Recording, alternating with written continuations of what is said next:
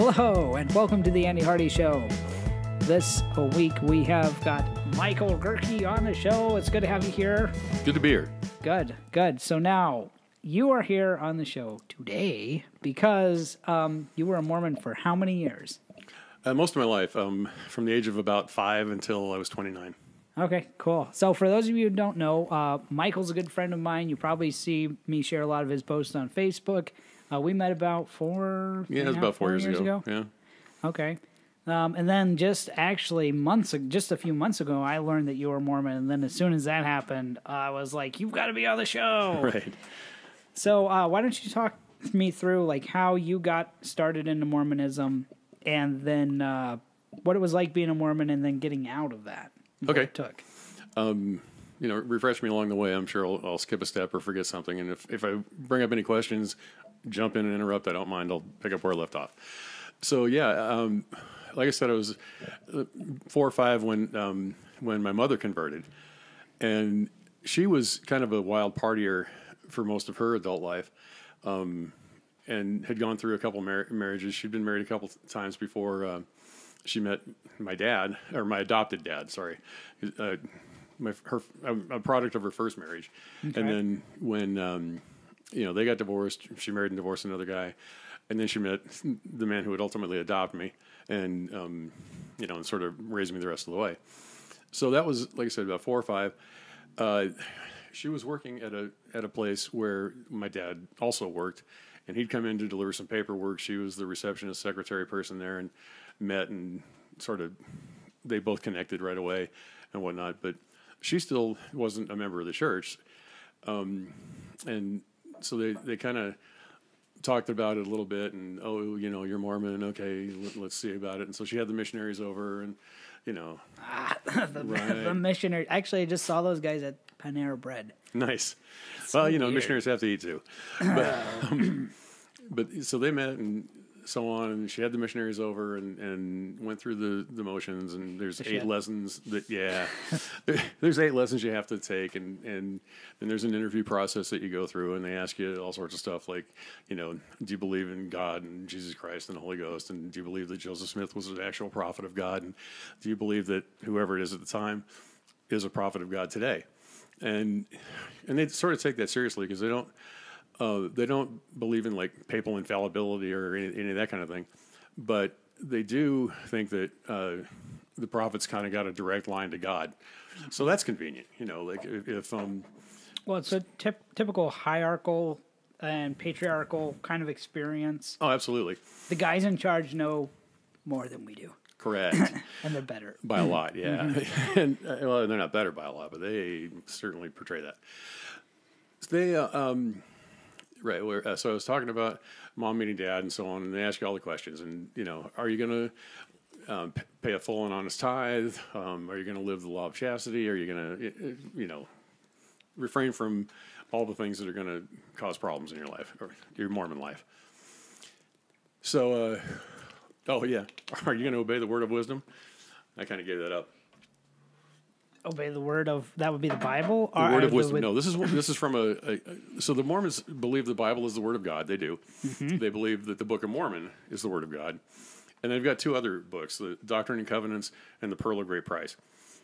The Doctrine and Covenants is a collection of revelations that Joseph Smith ostensibly got directly from God. There have been a couple prophets who've added to it since, but not hardly any, chapters. And, one of those, Section 89, is sort of colloquially named the Word of Wisdom. And in it that's the Book of Mormon. No, it's the second one. This is the book that Joseph Smith wrote himself, as opposed to the Book of Mormon, which he ostensibly just translated. Wow. Okay, I didn't know that. So where did the Book of Mormon come from? Okay, that's. I know, but I'm just trying to keep up. Like, right. For those of us who know nothing. Right, for sure. So Joseph Smith was grown up in Palmyra, New York, and he was really confused about all the religious sects that were popping up, because he had the Methodists and the Presbyterians and the Catholics and so on. Yeah, he did the only logical thing and created another one. Right. Sorry, no, go on. No, you're right. You're absolutely right. It never occurred to him that, well, it did actually occur to him that, like if I can't find the truth in any single one of them, well, maybe they're all wrong together. And then, okay. Right. And then he was out praying one day, and he got this vision. And in the vision, it was God the Father and Jesus Christ the Son. And they told him, basically you're right. None of the churches are true. You're going to have to start your own, but here's what we're going to have to do about it. So later that night, he was in his bed and he was praying, and then an angel appeared to him. And the angel's name was Moroni. Moroni was a Nephite. Those people were originally from Jerusalem and came across on sort of submarine type boats. And settled in South America, and from Jerusalem, because that makes sense. And this is all crap that he made up while he was. This is the story that he got from the angel. From the angel, right? Okay. And right. I mean, he probably I like to kind of look at things realistically, and what time frame? That's a killer in religion. I know, right? Right. What time frame would this have been? When they came over? Well, when he had this is early 1800s. So okay, so yeah, scarlet fever was still a big, predominant. So he could have had scarlet fever and just been hallucinating. Right. Realistically, for sure. or had too much lead.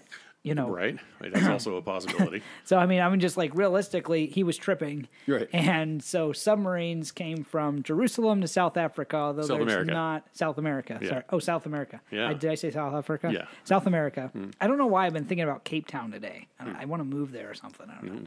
Or to Buffalo. I don't know. Eat a buffalo. But so from submarines, even though I don't think there's actual, does a Mediterranean connect to an ocean? I don't know. I'd have to. So they would have had to travel under a land continent as well, subterraneally, in a submersible device. Right. Yeah, this is. Just like what's going thinking about this. That's quite an undertaking. Yeah, for sure. But like the Ark. Right. Hey, magic works, right? Mm-hmm. So anyway, they settled here. One of the first prophet that settled in South America was named Lehi, and he had sons, Nephi and Laman and Lemuel. And Nephi was sort of the able figure. He was the good boy, and he trusted God, and he wanted to live a righteous life and so on. Laman and Lemuel were a bit more rebellious, sort of the Cain figures, that more or less wanted to do their own thing. So they kind of split up, and Nephi maintained the white skin, along with his descendants and progeny. I didn't make it up, but Laman and Lemuel, because of their sins and whatnot, God cursed them with the curse of Cain, which was dark skin. And so the Mormons believe that like all people of color are descendants of Cain. That's another topic for a different day, but yeah. Okay, this is deeper than I think I wanted to go. But okay, well, okay. So he wrote basically. He translated. We're still in the dream that he had, right? No. We're kind of talking about two different things right now. But anyway, okay. So the prophet. I just finished the backstory. Okay. Yeah, all right. So the Lamanites go off and they get the darker skin, and they are, according to Mormon theology, the Native Americans that we have here today. They've traveled across South America and branched up into North America. I want to stop you. Keep your place. But this is a very big part of and this is that's more biological and historical. Mm-hmm. But how every religion kind of twists history and science to prove the religion. Mm-hmm. It doesn't ever look at anything objectively and realistically. Right. So anyway, I just wanted to they make the answer or the data fit the answer or the conclusion. Yeah. So, then the Lamanites and the Nephites, so the dark skin and the light skin, had this big giant war, and I'm skipping a lot here, but they had this big giant war, and as it turns out, Moroni was the last person the last Nephite to live. But he's also an angel. Well, he was just a prophet at the time. He became an angel. Yeah, because that is a thing in Mormonism. Okay, so that's sort of like we have saints. And Right. the Baptist religion has saints. Right, okay. And a good person is a saint. Okay. So, like, if you let your next door neighbor come rape your wife repeatedly and you don't do anything, you're a saint. Apparently. I know. Wow. I know. Wow. But it's about not having that violent reaction and being able to suppress human nature. Which, by the way, if God created human beings, Right. that means he made human nature. Yeah. Why would human nature be bad? In his Then image. that means even if God, so therefore God made sin, well, then God Yes. can't make anything bad, can he? So sin is good? Sin is good. It is like, look at it, like, I'm sorry. Like, No, just, you're right, though. I mean, because seriously, if we don't sin, then Jesus died for nothing. right.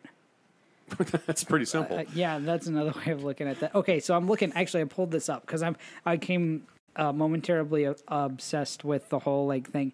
It looks like Spain, there's an inlet at the foot of okay. Spain that would let you in. Okay. But I mean, this is, I don't know that would have, like, it looks like something maybe like the Panama Canal. That may not have existed. I mean, it could have. It'd be interesting to know in that. Check that out, yeah. No, and of course they may have traveled overland. They did travel overland for a few days too. So they may have traveled to the first ocean that they saw. And then built the submarine there. Then built them there, yeah. Yeah. That is some heavy ass shit. Right. I mean, that is this is, I can get behind the Captain Nemo stuff. But like a bunch of nomads from the Middle East, Right. who've eaten dust their entire lives, Right. suddenly, And are, by the way, white-skinned. white-skinned. Yes. Like, oh, they're white, so obviously they can do. I mean, can we just say Mormons, are they racist? Oh, heavily. Oh, Yeah, okay. oh, absolutely. Okay, so that explains so in much. fact, up That until helps their 1978. So in their mind, I'm sorry, I'm not trying to ahead. interrupt you, but in their mind, they're assuming whites have superior genes. Yes. So Well, so if I could look at my DNA, I could probably find like the blueprints for these submarines. yeah. Because I'm apparently I'm engineered to build submarines and travel subterraneally to Right. other continents. Yeah, it's a pretty remarkable feat. So anyway, I'm sorry. but- So they're very racist. Let's make that point.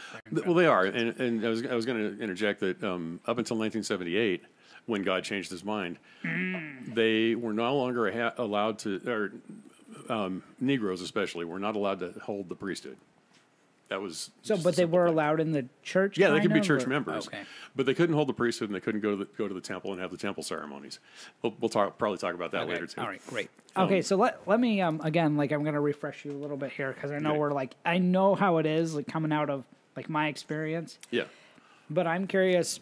So your mom met this guy. right, At this point, the missionaries have come over, right. and they've gone through. I know we went down a really deep rabbit hole. Yeah, we did. I said but- hi to Alice while we were there. Okay, yeah, that's good. Yeah, Give her a high five. right on. So, okay, where are we? Where are we at now? The So Mormons have come to your house. You've met them, I'm assuming, at this point. The missionary, the guys, were they wearing white shirts? 'Cause Oh this is yeah, a while yeah. ago. That's been Okay, so that's been they a still- uniform for a long okay. time. All right. Yeah. So then Mom decided to go ahead and convert, mainly I think because she wanted to get at Dad, but whatever, her business. When she did, she had to give up a lot of things that the Word of Wisdom proscribes. That's how we got on the rabbit trail Okay, is Right. the word of wisdom was telling from your a mom? different book. Okay. Yeah. So anyway, Did we? I'm sorry. I'm all over the place. Did That's we all right. finish the thought on the word of wisdom, or No. did I stop you halfway? But the word of wisdom was written by Joseph Smith. Yes, The entirely. Book of Mormon was translated by Joseph Smith. Right. So Moroni that we've Right. been talking about. Okay, we're the last talking about surviving him. Nephite, last surviving white Native American, buried the plates that their record had been inscribed on. Okay. In a mountain, in a box in a mountain in New York. In a And- box in a mountain in New York. Yeah. In New York. And The Hill Cumorah. Wow. It exists today. It's still there. You can go there and visit the sites and stuff. I think the church owns it. Right. So while he's talking to Moroni says, "Okay, so you're gonna find this box with these plates in it. I'm not gonna tell you where though, but every year let's do this. So then eventually he gets to where he's allowed to go dig up the plates, and he finds them. And, another sidetrack, real short one though, but Joseph Smith was a known treasure hunter and a fraud in a lot of ways. He'd been in jail a bunch of times. He had... Okay, so this fits like a profile for him. It's does. not like some guy who is working at a drugstore, never, never done anything weird in his life, all of a sudden, tripped out and this happened to him. Because that's the way it comes across to like people like me. Right. And he was kind of known for it. This was someone, he was a con artist. Absolutely. Already. Yeah. Okay, that totally helps. Yeah. Right. So then he finds the gold plates. No one else ever saw them, although there is an account of 8 people who said that they actually held them and flipped the leaves. And okay, now I'm going to stop you. Yes, of course. I mean, I'm sure he had people, and even if not, it would have behooved him to create something similar. Yeah, right. However, I mean, but then you also have I know people. Okay, no one's really talked to God like physically, right? Well, not according to the Mormons. And seen. Well, I mean, I'm just saying realistically. Oh, in reality, of course not. Right. Yeah. But so many Christians, and I mean, again, Baptists, like if they'll sit under the tutelage of some people, and they'll begin to claim supernatural events that this other person's claiming, and it's a validation. It's the same. Right, it's like why you stab someone to get in a gang, or why a frat house. Right. It's the same method, and so therefore you coming in and claiming, hey, I saw XYZ. Now all of a sudden, like everyone in the church is like, oh, you must be holy. You must be holy. So I'm sure plenty of people were like, oh yeah, I saw the golden book, and I'm right. So yeah, but he restricted it to 8. Who said they actually felt it. There were 3 special ones who were shown, they saw the plates in a vision. They saw a lot of stuff in this vision. I want to just, I'm interrupting you again. I'm okay. Sorry. But like the correlation between faith and visions and their hatred of drugs. Right. Like... We're tracking. Yeah. So keep going. So 8 people saw these, and some people saw them in a vision. And other people saw them in a vision. Right. 3 others. Some of the 8 denied that ever happened. But none of the 3 ever did. They stuck with that vision crap to the end. Even though 2 of them were excommunicated from the church, there was only one who actually made it. All the way to death. Okay. But he held fast to his story, so good job. All right. So he finds these plates, and then he takes them home, and he gets help translating them from a guy with some money. He needed help publishing them, and so he told the man how he was going to do it. And South Park actually did a really brilliant representation of this, but so nods to Trey and Matt for that one, but in it they show how Joseph Smith basically conned Martin Harris into sitting down and writing down the words that Joseph Smith said when he threw the Urim and Thummim into a hat, and he'd bury his face in the hat and read the characters as they jumped off the page to him. Okay. Right. And because that's credible. And right. So after about 136 pages, Martin Harris decided he wanted to show the completed work to his wife, and Lucy Harris read it, and she's like, "This is nuts," and says, "Well, if he didn't make this up, like if he's actually translating, then I can go ahead and burn these, and he'll be able to go ahead and recreate it. Okay. Yeah, and it'll be word for word." Well, so when Martin Harris went back to Joseph Smith and kind of told him a half lie about what happened. For real, right? But he didn't have the plates anymore; they were gone, or the pages. Then Joseph Smith kind of freaked out and ran off to pray again, because that was sort of his method of dealing with anything, really. And so while he was out praying, I don't know exactly what happened there, but when he came back, he told Martin Harris, "All right, you're not allowed to translate for me anymore. God's really pissed. Of course he is. You're still allowed to fund the book. we're still going to take, go ahead We'll and still let you take pay your for money. We'll still let you pay for the publication. God hates you, but I'll take your money. Yeah, I'll take all. He will let you publish the book. You just can't translate anymore. And the new version, he won't let me translate from the plates of Lehi anymore either. Can I say that's basic Christianity? Is God hates your guts? Give us your money. Well, in a nutshell, yeah. But so then, so I'm going to get a new translator, and also, I can't translate from those plates that we translated those 136 pages from anymore because since that part's gone, it's gone, and it didn't occur to Martin Harris to ask the question, well, why? Just retranslate it, But that right. Well, of course not. Right. So Joseph Smith then translated from a different set of plates, the plates of Lehi's son Nephi. Now you say, I'm guessing saying plates like that is pretty common in the for the Mormons. Absolutely, they say plates. All I can see are license plates when you say that. Well, I see some guy walking around with a bunch of license plates under his arm going, okay, 6Y7R2.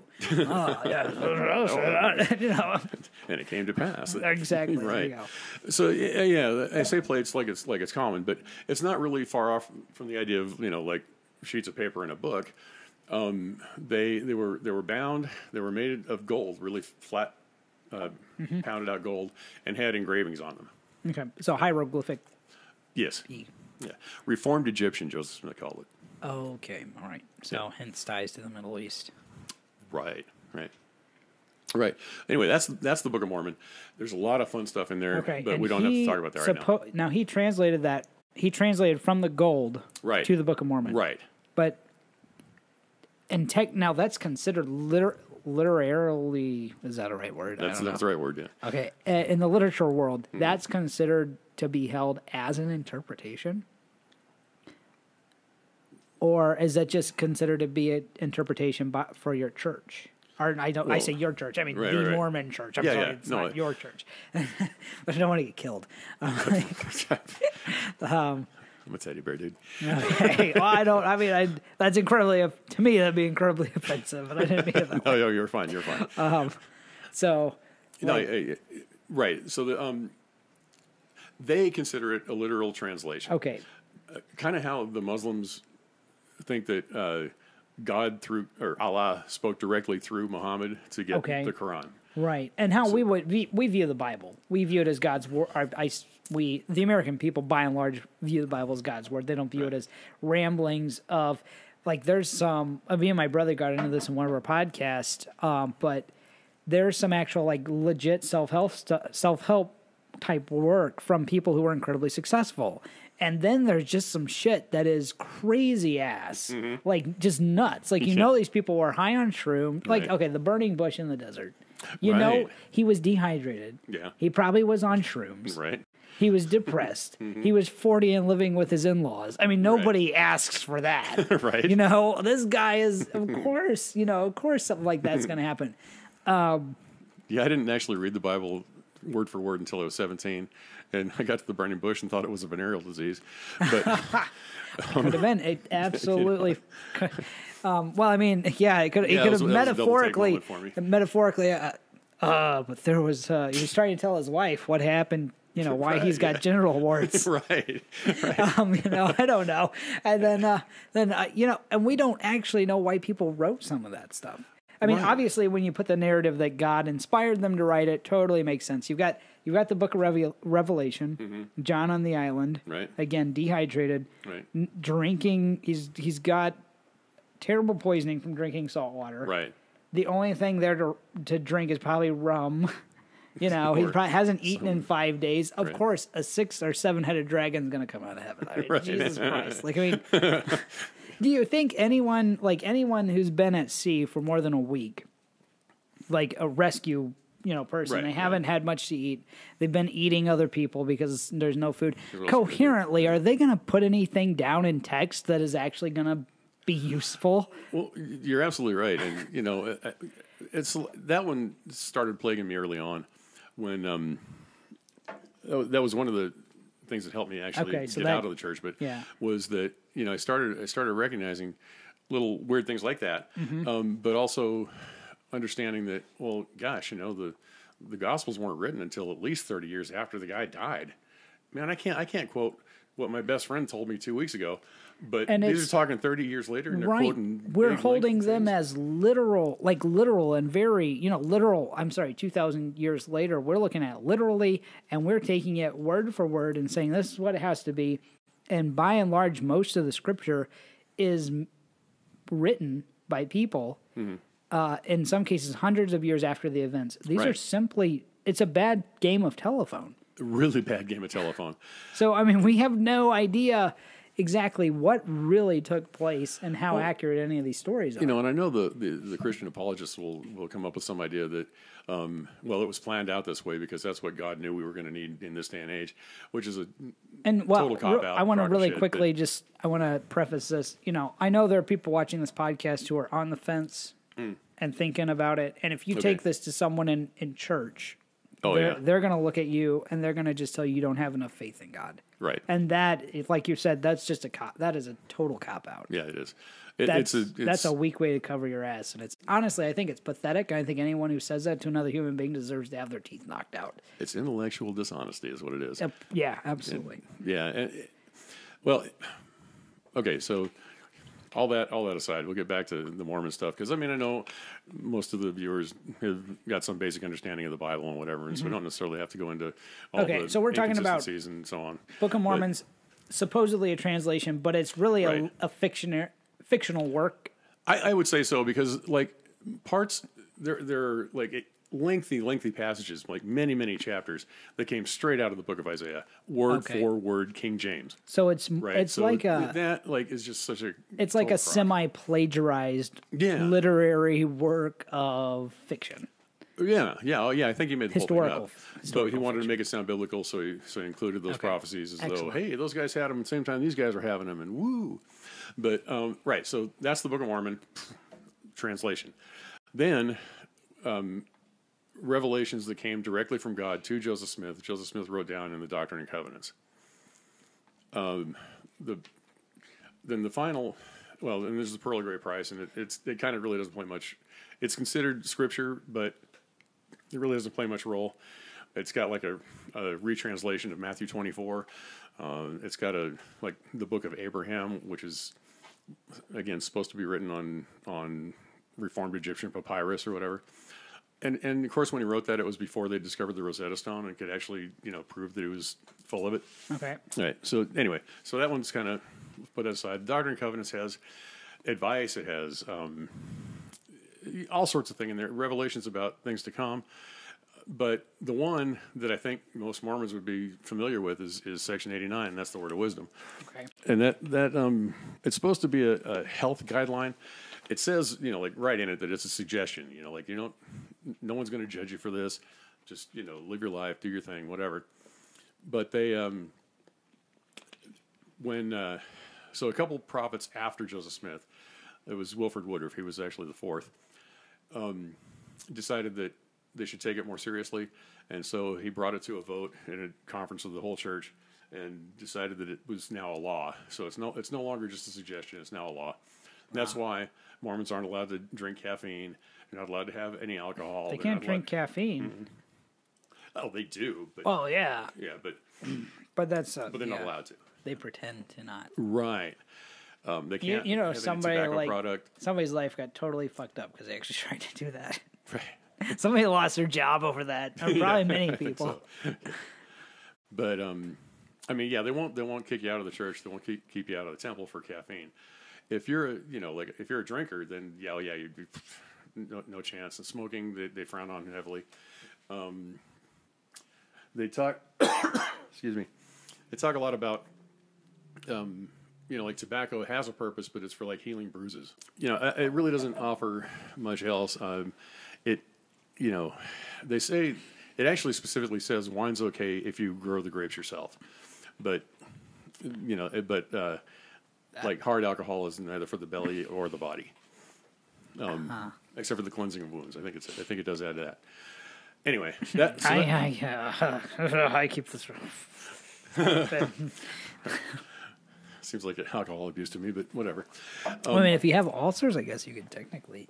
Yeah, You can say, I'm drinking this to cleanse my wounds. So we're kind of getting back around, I think, to the original question, which is how I got into the church. Yeah. Right. So my mom, on the day that she got baptized, stood outside the church and smoked her last cigarette ever. So good job for her on that. You know, that caused her to quit smoking, probably helped her out later in life. I don't know. But yeah, so that's how she got in. And of course I kind of was part of the package, I guess. And then she married, you know, my dad, Dick Gerke, and he was going to be super supportive and helping her out and whatever. Eventually, I turned 8, and like a good Mormon boy, I got baptized the day after my birthday. And they put me through the same interview questions, which really don't make sense to an 8-year-old. But 8 is their definition of the age of accountability. Okay. So they don't believe in infant baptism or original sin. Okay, and I want to bring up that the Baptists don't do infant baptism. Right. And their age of accountability is the age at which you can understand. So, like, if at 4 you're coherent enough to say the prayer after someone, right? Yep. You can get saved, and then you can get baptized. You can get saved at 4. Yep. When you have no you've got no earthly clue what the hell's going on. Like, you're like, okay, yeah. I mean, 4 is like, hey, say this prayer. Okay, I want candy. I'll say the prayer. You know, right? What the shit. Yeah, that's like a trained dog. Well, and that's what you and it's great because it's great for that community because that's what you wind up with, our trained dog. A trained dog. Trained dog. Yeah, that's a good point. Yeah, it is. It is brainwashing for sure. So then, you know, I got baptized. Mom and Dad eventually married in the temple. That ceremony, like when you're married on earth, you're married for until death do you part, right? Uh-huh. But they don't believe that. They believe when you get married in the temple and it's, you know, performed by a person of authority and blah blah blah, that you're married for time and all eternity. Okay, so I want to bring up because you've got the Mormons have. If you do really good, this is the outside view or the Baptist view of the Mormons. Right. At any rate, right. If you do well, you get a planet with a bunch of wives and you get to have babies for eternity, right? Is that that is a true statement? Okay, all right. No, so your wife, your earthly wife, is one of those wives? Yeah, she's your is she like the queen of all those wives? Basically, yeah. She's obviously she's your first. Okay. You know the marriage thing is complicated because they absolutely believe in polygamy to this day, even though they decided against it. To, you know, render unto Caesar that which is Caesar, when Utah wanted to become a state and become part of gets federal protection and stuff like that. Okay. So, you know, God's clever that way. I'm going to help these guys get their thing by taking away what they were bitching about. So, even though nowhere in the Bible does it condemn polygamy, but you know that's how. I mean, that's the Bible though was written a few thousand years ago, right. And it's right. Yeah, but you know, there's nothing wrong with it. Most of it was written by rich people. Right. You know. Right. Of course they had whatever the heck they wanted. You know? And some people are going to bring up the verse, though, that says one man, one wife, but they were only talking about deacons in that verse. Yeah, they were. Yeah, it had to do with clergy mostly. Right. So. But anyway, so... the husband of one wife. Right. And that's what the Baptists, by and large, they don't let a divorced man hold a pastorate. Okay. If he's been divorced, because you're only to be the husband of one wife, right. Even though context, like in the statement, it means you just shouldn't have a lot of wives, right? Probably because they didn't want to have to pay him, right? You know, for a wife and like 35 kids. You know, right. If you had like 12 wives, that's probably accurate. I mean, because you know, the husband of one wife at a time. At a time, there you go. Yeah, maybe they edited that out for the King James version. I don't know. Who knows? Certainly, they added the word Easter to King James. That didn't exist in any version prior. But anyway, well, I mean, we can get. I actually do want to do just have you on and talk about the King James Bible where it came from. Okay. Because I think that's going to be a really interesting. That'll be super fun. All right. So we'll keep going. So back to Mormon marriage. So celestially, right? On earth, you can only have one wife, but in heaven, you can have as many as you want. and as many as you can handle. I don't know how that's worded, but they. So if I marry a woman in the temple and we get an earthly divorce, she can remarry, but she cannot remarry in the temple because she's sealed to me. Fuck. Right. Dude, that's shitty. I can marry another wife, and that wife will also be sealed to me. Oh, assuming she's not sealed to some other guy. That is so right. fucking... That is just so, like... It's fucked up. Oh, my God. Like, I just... That is nuts. Because it's so... there's a word for it. It's masculinity. What's the word for misogynistic? Misogynistic. That's what it is. It's very misogynistic. Oh, my God. Like, I just can't believe... it. I just, like... You know what blows my mind? Is like all the protests that go around. Well, who's protesting these church? Somebody needs to like go out and really give it to these people. Because I really believe that if America saw the way these places operate behind closed... America needs to see the way these places operate behind closed doors. Yeah. But they need to realize how unhealthy it is for them. Right. And, I mean... Good grief. Like, I mean, there's so much to be said about that. But it just is... I don't know. I think that's... Like, to me, I said to somebody the other day, I said, oh gosh, I said basically I wanted to shut down every religious institution in America. Like, that's nice. Like, what are you doing? I'm like, this is what I want to do. Like, this is my goal. I don't know that'll happen. I know I'll get killed before then because people are freaking. It's we think about the millionaires and the billionaires that are in the media. Mm-hmm. But these people, and some of them are billionaires, but most of them are multimillionaires, the people sitting at the top of these organizations. Mm-hmm. And they're not doing well and people associate Mormonisms with people who are successful because they obviously are going to get more money out of people who make more money. It's basic math. And that's who we were supposed to recruit. Yes, and very Scientology-esque. Yes, absolutely. But the other side of it is the fact that they're not necessarily all the hierarchy of the church aren't wealthy because they were all really great entrepreneurs or they worked really hard. It's because they're just taking the piss out of everybody when it came to what they're putting in the offering plate. Well, yeah. Okay, well, so the Mormons don't believe in a paid clergy, to a point. But I mean, I'm sure there are channels where how the money gets. Oh, sure. Well, so like at the local level, you've got your bishops and branch presidents. Sounds like a bank. Right. It's like I'm a branch president. Some difference, but it's it's a difference. Basically, it depends on the size of your congregation. The money goes in; it doesn't come out. That's the difference between them and the bank. And it's gone. Magic. There we go. It's Sunday. Where's my bitches? All right. Here, Sunday bitches, where's my money? That's what I meant. There we go. Yeah, I know I'd say it right the first time or second time or one of the times.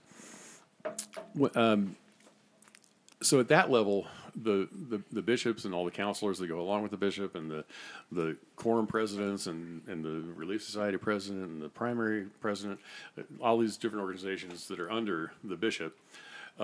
Relief Society is for the women and the primary is for the children up through 12. And then and the priesthood has varying divisions within it. And then... but none of those people are paid. That's just a calling, and you do your job for an amount of time.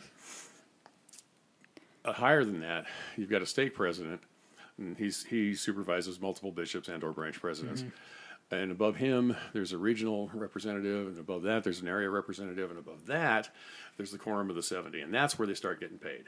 Okay.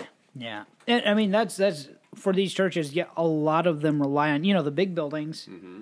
the facilities, all of that requires a lot of upkeep and regular maintenance, and none of those people are usually paid. Like our family, so I mentioned we had, my dad had 4 kids, and our family we were kind of the church's asset, mm-hmm. and that's how you're used. Right. You are, I mean, you're there till midnight on Sunday night cleaning up after church because no one else is going to do it, but you're not getting paid for it, So that's very typical. To do it. Right, exactly. You're a church. Why should we pay anyone to do? You've got 4 kids, make them work. Right. It's slavery. That's what it is. It is. It's modern day slavery. Yeah. And they beat us too. I mean, not my parents, but they teach you to beat your kids. They don't teach you to discipline them. They teach you to beat them. Spare the rod, spoil the child. Well, it's about submission, and it all leads to it's clinical. It's militaristic. It's all about you get out of bed when you're told to get out of bed. You jump up and you salute when you're told to salute, and you don't ask any questions. And by the time you're in high school and you've been raised like that, right? Of course you're going into the clergy. Of course you're going to serve God. You're going to do whatever the hell they tell you to do because that's how you've been raised. Right, and that's true. It's and that's kind of what happened to me. Like when so a Mormon boy can get the priesthood when he's 12 years old, and that's when you become a deacon. So that's kind of funny. Can you get wives at 12? Well, probably, but only one. I'm sure there's a loophole only there one. Jesus, that is fucked up. And then, and the role of a deacon is pretty limited. I mean, you can join up with an elder and go out and teach families, like a monthly lesson kind of thing. So you can kind of hook up with an elder? Is that how that works? Well, it's not. I don't think of it in Greek terms. But that's fine. That's what it sounds like to me. It does, yeah. Okay, son, you go hook up with Fondling Johnny over there. Fondling Johnny.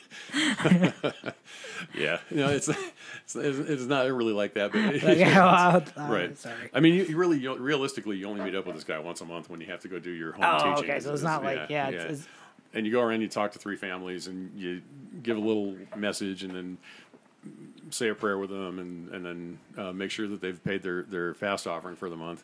The fast offering. Okay, so let's get into that. I mean, this is going to be like 7 hours long. So I mean, we might have to divide it up into sections. But we're definitely gonna have to have a part 2. But okay, let's talk about the fast offering because that sounds interesting. Right. Well, everybody's familiar with tithing. Right. Absolutely. 10%. 10%. Right. And they do absolutely adhere to that. Tax. And basically, tax. Yeah. Yeah, after government tax, you're down to like only 70% of your, or no, yeah, I'm sorry, not 70, 60, 65% maybe if you're really lucky. Right. If you're really stringent when you do your taxes, which most people aren't. Or not, right? You just fill in the blanks. So, you're at 60% of your income. That's almost just half of your take-home pay is literally shit. Yeah. Like you've just flushed it down the toilet. If you're in church, and when you're asked to tithe, they don't want you to tax on your net. They want you to tax on your no, you do on gross. Yeah. Absolutely, because do you want net blessings or do you want gross blessings? That's right. Yeah, it's exactly what it sounds like. It is a gross blessing. It's like somebody leaving shit on your doorstep gross, is what it is. Right. So the fast offering is a variation on the third tax mentioned in the Old Testament. Or tithing, sorry. That's exactly what it is, though. But like every 7 years, there's supposed to be a donation for the widows and orphans, according to the Old Testament. And they use that, only they do it every month. And so the fast offering is supposed to be, all right, so the idea is that once a month, on the first Sunday of every month, you skip 2 meals, right? So you eat dinner on Saturday night, you skip breakfast and lunch, and then you eat dinner again on Sunday night. That's not a fast. You had I'm sorry. I know. I'm being judgmental here. In our religion, it wasn't. You had to go like 24 hours. Like fasting, you could fast a meal, but you had to if you wanted to get. And this is funny because they'd be like, "You're going to get God's attention." There were a couple things. A, you're going to get God's attention. The other one was every time you're hungry, it's supposed to remind you to pray. Oh. Seriously? Really? It's like every time you're hungry, it's supposed to remind you to change a tire. No, it's not how that works. I just go, oh, God, I'm hungry. My stomach hurts. Give me a Snickers. I'm literally devouring my own flesh. How is this supposed to be spiritual? Right. But the other thing is, really, it was impressing the hierarchy. And nobody would wink an eye if you didn't go a week without food. And some people did. And most people just said they did, Yeah, of course. Right. Well, anyway, so the cost of the 2 meals that you skipped for your whole family is what you were supposed to put in an envelope and give to the church. They wouldn't like my fast offering because I ate a lot of macaroni and cheese. Right. They'd be like, $4.75? What the fuck is that? You're going to fast for 3 weeks. No celestial kingdom for you, buddy. Jesus Christ. Yeah, right. So that's the collection. That's how the money comes in, and then they get other donations from people and whatever, and like all organizations, Right. like they're basically really, really into the Boy Scouts. That sounded so wrong. Like it's just, oh yeah. Tell me, how deep are they into the Boy Scouts? Oh, so deep. Oh God. Well, I mean, I think there might be a reason that the girls are now allowed to join the Boy Scouts, but atheists still are not. What? That's really? real, yeah. Atheists can't join the Boy Scouts? Nope.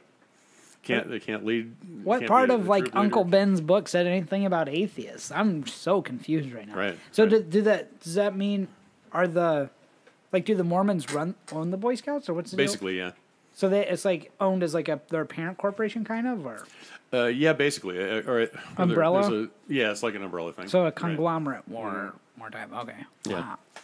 But Why does that really not surprise me? So you mean every time we give Girl Scouts cookies, like the Mormons are getting a cut?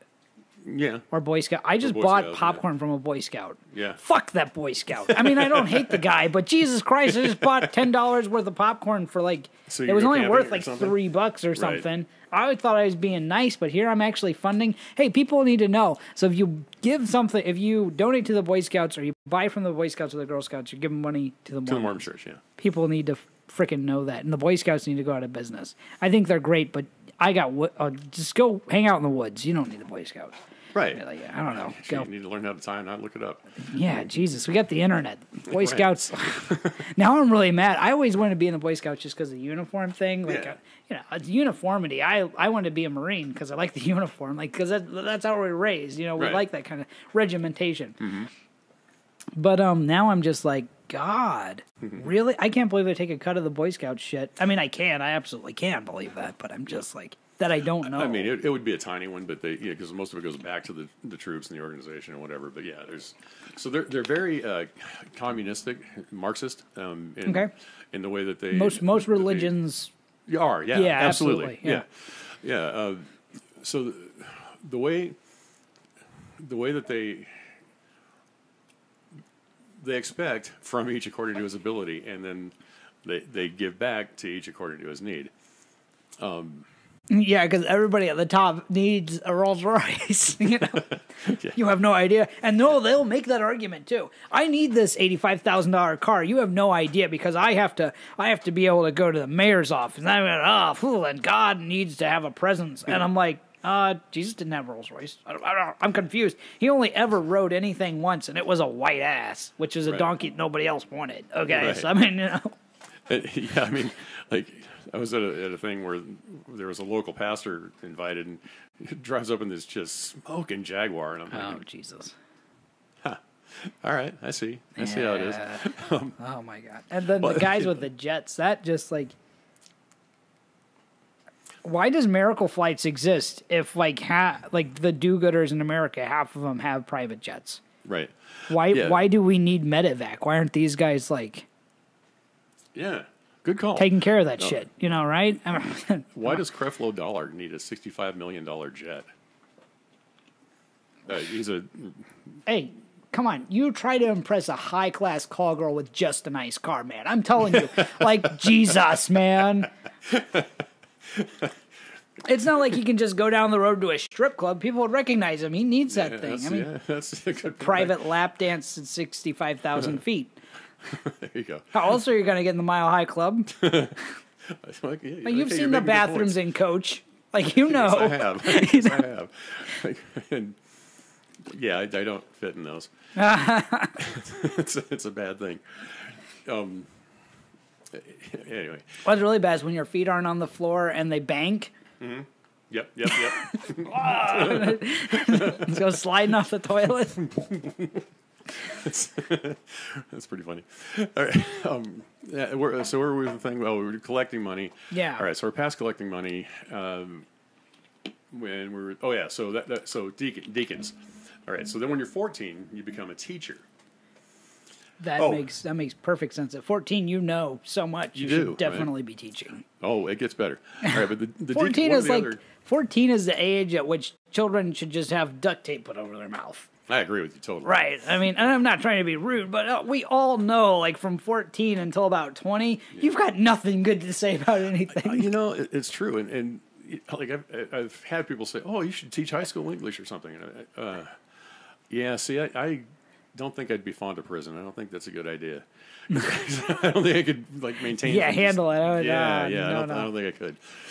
So anyway, one of the other duties of a deacon is to pass the sacrament. And they do that. That would be the Lord's Supper, the wine and the bread, or? Yeah, only for them it's bread and water. Bread and water. Yeah. Oh, yeah, Jesus turns water into wine. Jesus Christ. Right. I mean, God, what are we, heathens? Of course, water is basically, right? At this point, wine comes out of the faucet if you're a real Christian. You're right. I mean, I take a shower with wine every morning. I want everybody to know that. It's water. By the time it hits me, that stuff is red. It's like... I mean, you know, if the Catholics can turn wine into blood, then why not the Mormons turn water into wine? I don't know. That's the cutest thing ever. And Jesus said, "Take the water and the bread. This is my blood."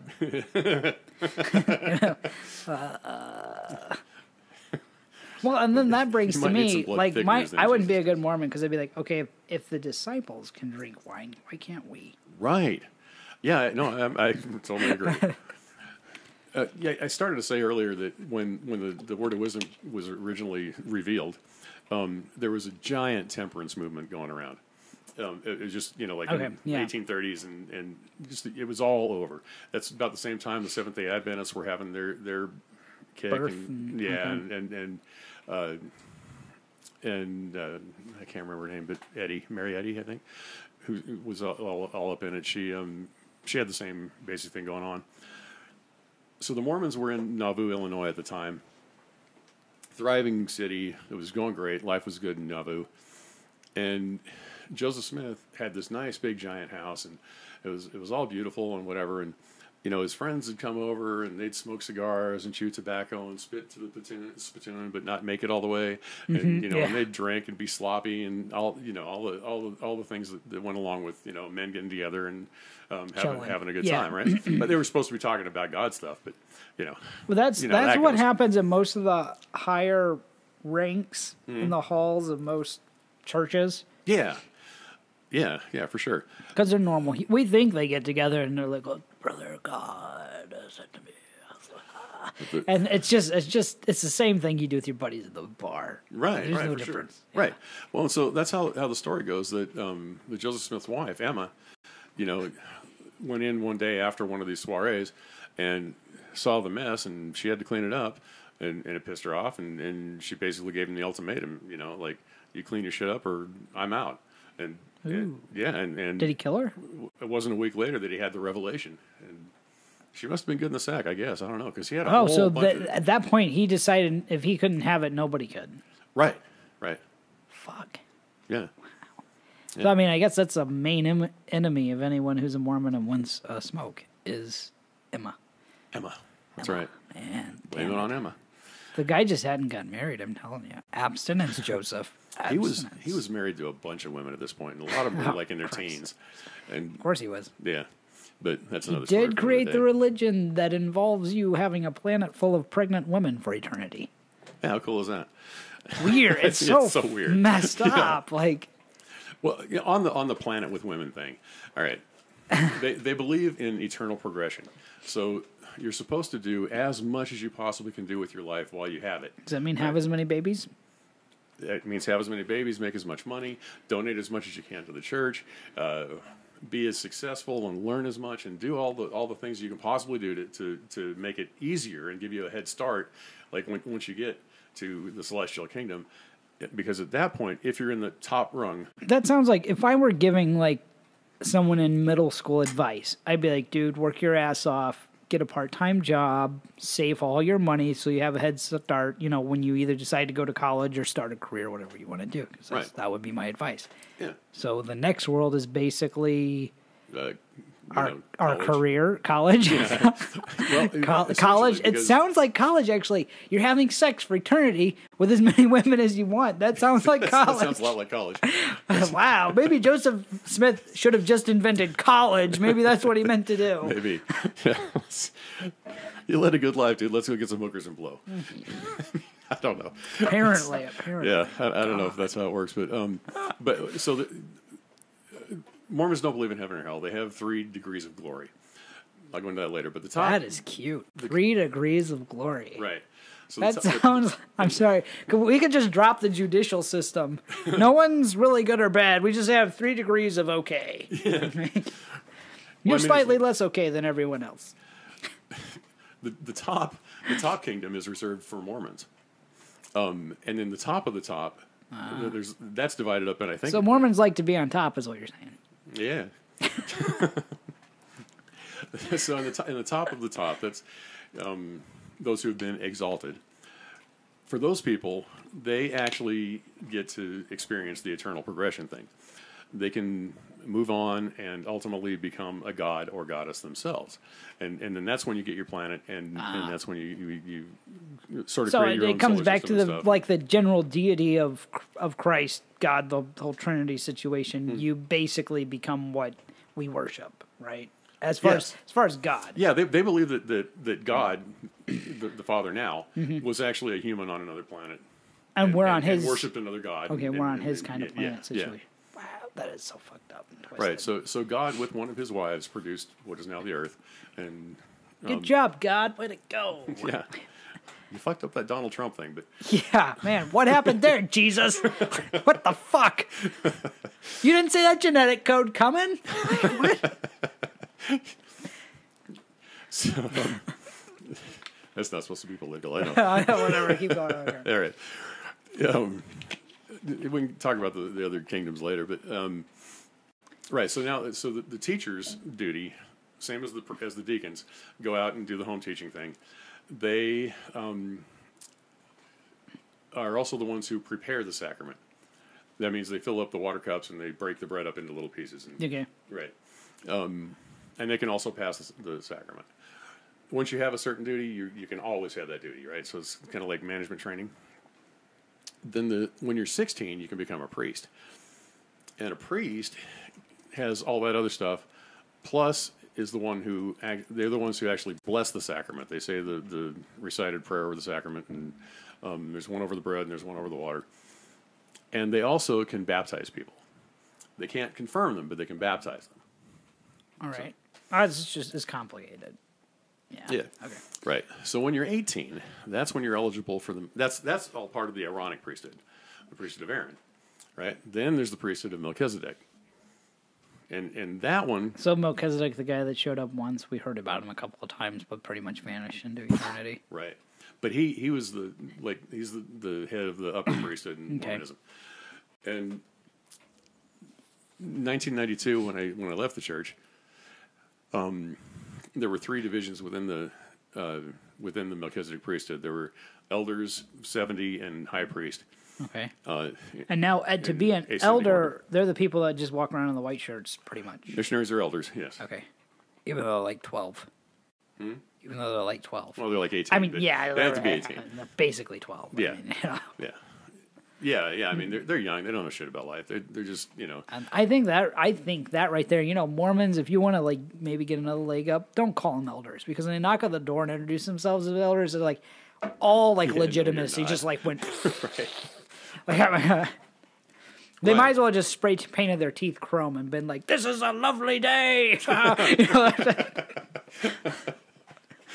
We're normal people are just like, okay, buddy, pat him on the shoulder and give him a couple bucks for a cheese curd or something. Awesome. Cheese curd. Wow. Yeah. I know where you buy that just came here. back from Wisconsin. Oh, okay. Yeah. All right. I was like, where do you buy that around here? That's awesome. Exactly. I love cheese curds. Got to go to Wisconsin. I mean, Culver's has them, but those aren't real cheese curds, Right. It's got to weigh like 3 pounds and basically give you an aortic infarction or something. Right. This doesn't clog something. I'm sending it back. Right. I was not satisfied with this meal, primarily because I didn't wind up in the hospital. Right. Chef, you have failed. Damn it. So, Yeah, the elders can do the confirmation. Otherwise, what would be the point of sending them out to convert people? Okay. Right.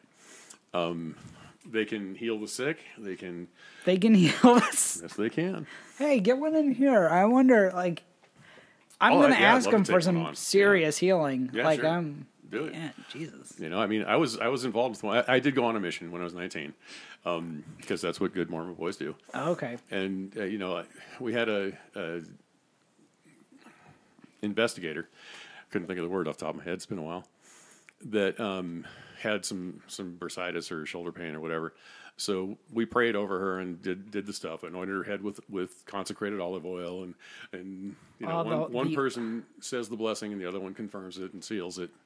And yeah, it's a process. You know about, like, I guess, do you have like a ceremony where they bless the olive oil situation? Oh yeah, because our pastors literally just go to the store and buy some olive oil and pour it in a freaking jar. It's so hysterical to me. Yeah, no, there's actually. I mean, I cook with the stuff, you know, right. but these guys are literally going to Walmart and grabbing it and like pouring it in a jar. Hey, big giant jug of EVO and dump it into little tiny flasks. I was anointed with oil as a child because I was short, you know, because it was small. There was no like major health issue. But if your kid like has cancer, that's one of the first things they're going to pray over it. Right. They're going to just put some fucking olive oil on it. Yep. Take your kid to Pizza Hut. I think they've got olive oil there. It in spades. Yes. You can bathe in it there, man. You're cured. God. Anything. So yeah, we did it with the oil, and I think. And they'll enjoy Pizza Hut more. Yeah, this they will. Absolutely. So anyway, we prayed over this woman, you know, blah blah blah, and suddenly she's got full 360-degree motion on her shoulder, and she's like, oh, it feels so much better. It doesn't hurt at all. And you know, in the course of the time, you know, I was thinking, yeah, we did something really cool. That's like the coolest thing that's ever happened to anybody. You know, like, check me out. Was that like a prank? I don't know. Looking back, it had to be something like that because you know, like I don't, or you know, it could have been a placebo effect too. Right. Yeah, and a lot of it is, especially with like pain and crap like that. Right. And then there's also, I think the hippies are onto something. Primarily because they're not organized for the most part. Good times there. I mean, Manson. But I mean, other than that, they're not. When they do get organized, it gets dangerous fast. Like, get out of there. But, you know, they're the whole positive energy thing. And I think that, again, like the placebo effect, the whole deal with a lot of churches, like, rely on, yes, the placebo effect and the whole kind of just positive energy thing. Like, it feels good to have a bunch of people, at least that you think care about you, which... Right. Most of them could give a shit less. Like, one of the things I think that annoyed me most about the time that I spent in church was I spent all that time with so many people that I just hated. Like, I mean, if I could have just been, like, doing anything but that, like anything, like, I mean, even menial labor, making money besides spending time with these people that I just hated. For sure. But I saw a joke on the internet a while ago that said, you know, the other day a Christian said, if you don't repent and change your ways, you're going to go to hell. And I go, oh yeah, what's in hell? And he says, people like me. Or what's in heaven? What's in heaven? People like me. And what's in hell? People like you. Like, dude, you need to work on your threats. Yeah, because that just kind of, you know, and I remember when I was a kid, because we do door-to-door knocking, like your version of that. Yeah. We're soul winning, and we're much more, like, I know that, I think it kind of, I'm sure, geographically, and depending on which part, where you're at with the Mormons and how crazy the people in your church are, right? Like, the way you handle door-to-door is a little bit, but the Baptists it's aggressive sales. It's like a vacuum cleaner. Oh, it absolutely is. You knock on the door, and you're immediate, everything's on an angle, but you're on an attack. Hey, do you know for sure if you died today, you'd go to heaven? Right. Well, nobody does, obviously. Clearly. You know, and so some people have answers, most don't. You know, and then from that point on, you've just set the stage. And 9 out of 10 people, if you know what you're doing, will sit and pray with you for one of two reasons. One, they're convinced you know something. Because when you're just so, you know what it is. When you've got all that drilled into you and you're on that path, it's a whole overcoming objections thing they teach you in, like, basic sales. Right. You know? And when you do all the right things, you get the correct response for, again, one of two reasons. One, you sound like you know everything. And the other reason is they just want to get you out of their life as fast as possible. Yes. Because they're sick of listening to you. Which is most of the time, that's why. But anyway, so you knock on the door. Where was I going with that? I just totally lost track. Uh-oh. We were talking about What were we talking about? Did we lose it? I think we did.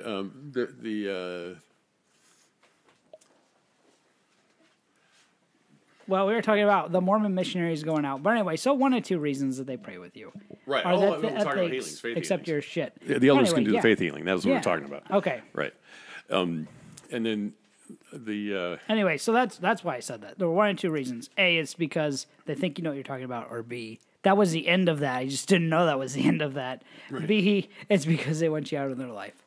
Yes, and they want you out of their life. So, yeah, and anyway, so that was like an inspiring story for me for a lot of years, and then and certainly when my dad would tell stories from his mission, they were all just miraculous and amazing, and how he saw his companion get run over by a double-decker bus in London and got up and he was pissed because he'd scraped his knee on his new suit and right. Yeah, and you know what we don't think about, like I grew up with, I know exactly, like so right there, because that's all, we had conferences, and all it was is people telling shit like this. Right. But that's what the Bible really breeds, because that's all it is. Yes. It's a bad, I slipped and fell down a small hill, which became a cliff, and God rescued me from going over Niagara Falls. I was lifted by angels. You know what I mean? But it started with me falling off a sidewalk. Jaws of alligators. Exactly. Crocodiles. Exactly. And then it grows and grows, and then it becomes a part of your theology, and it becomes a big part of the stint of religion. You have this wonderful story. Anyway, it's so stupid. No, you're right there. It's 100% accurate. Trying to think what else. And then there's the high priest, and the high priests are those who can become bishops and the high leaders. Okay, right? They're the ones who are getting paid or making bank. No, not yet. Not because the high they can priest. be bishops. The bishops don't get paid yet. Okay. And the stake president, the bishop's boss, doesn't get paid yet, and his boss and his boss Right. don't get paid yet. But the one above him, they do. They get paid. The rest of those do. It's so much like communism. They call it a living stipend, but it's a pretty healthy living stipend. A living stipend. That's Right. adorable. Yeah. That makes it sound like they're in Section 8 housing or Right. something. Exactly. Oh, Jesus. Yeah, it sounds exactly like that.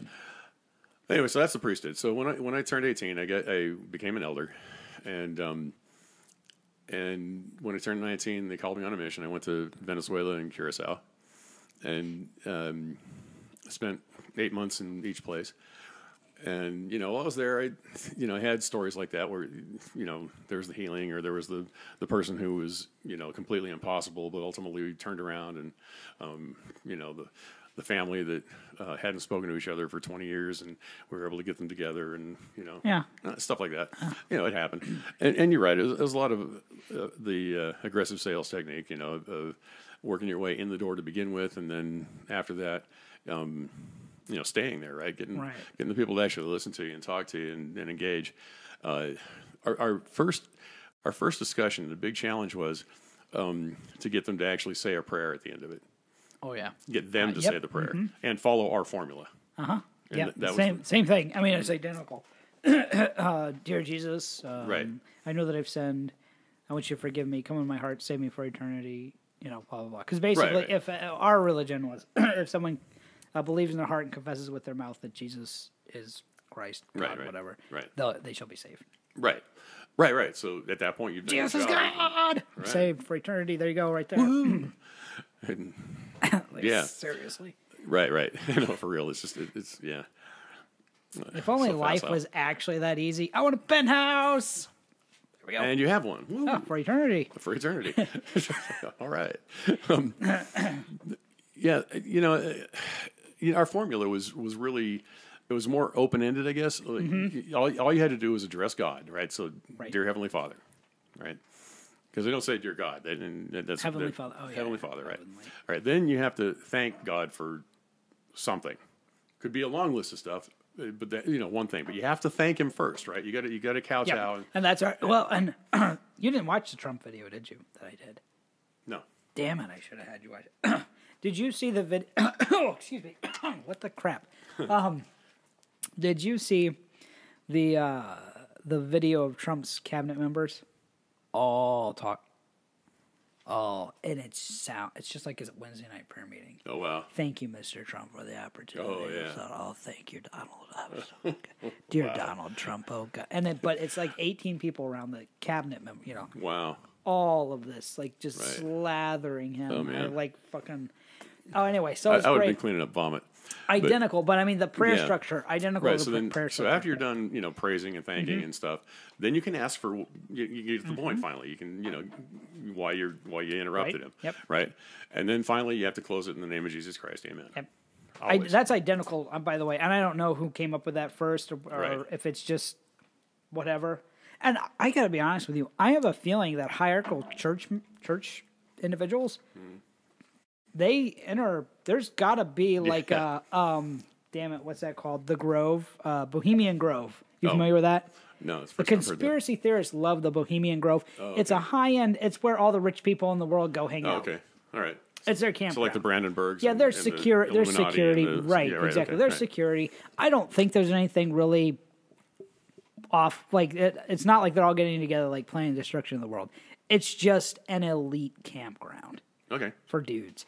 And so, everybody who's anybody typically winds up there. And there's no, like just about anybody can get in. And I think the big thing to me that, like, the nod of the head that's, like, it's obviously not, like, some crazy thing. They hire local kids to work there. Oh, yeah.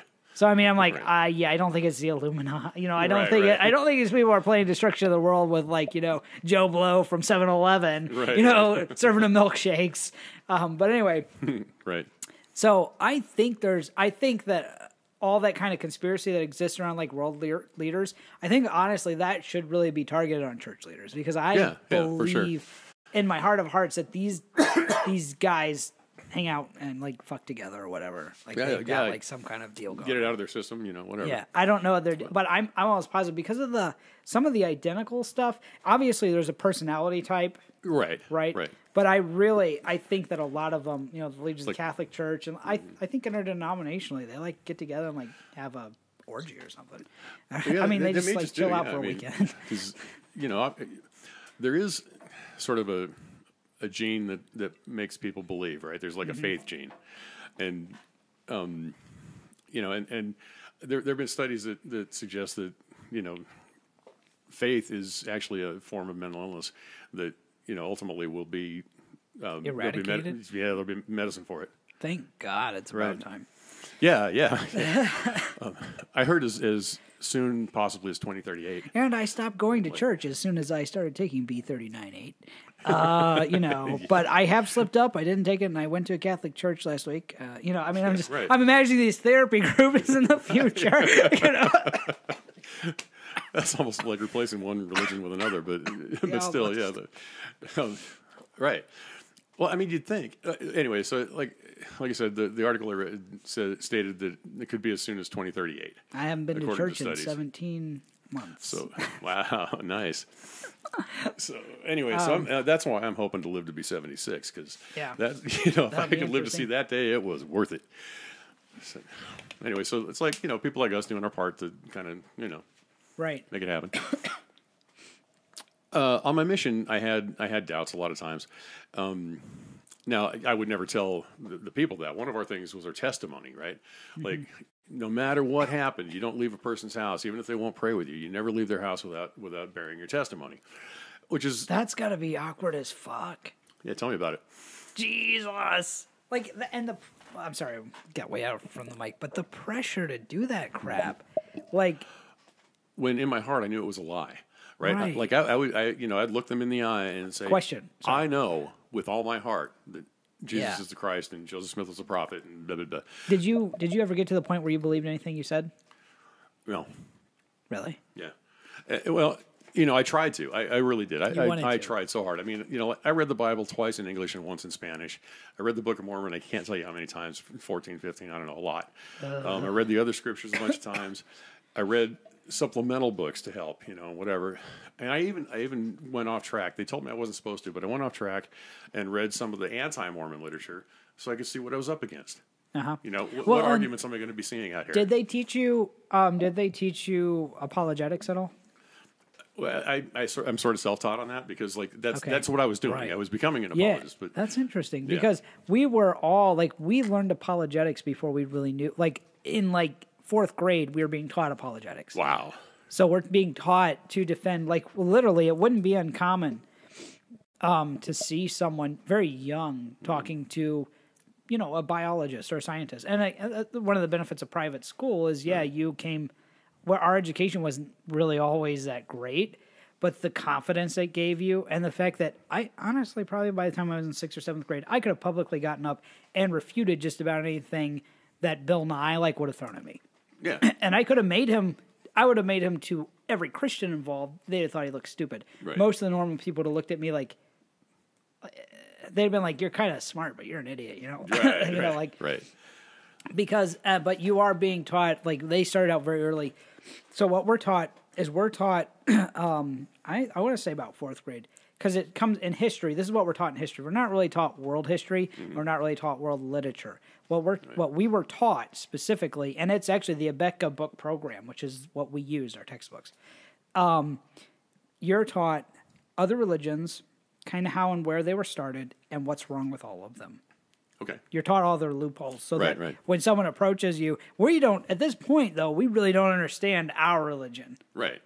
But we can sit here Well, and I'll tell poke you- holes in what the Catholics Right. Here's believe what's all wrong day with you long. and you right. and you. Which Right. is, anyway. So sorry. Yeah. Yeah, and you know, and I had to learn all that stuff on my own, and I did.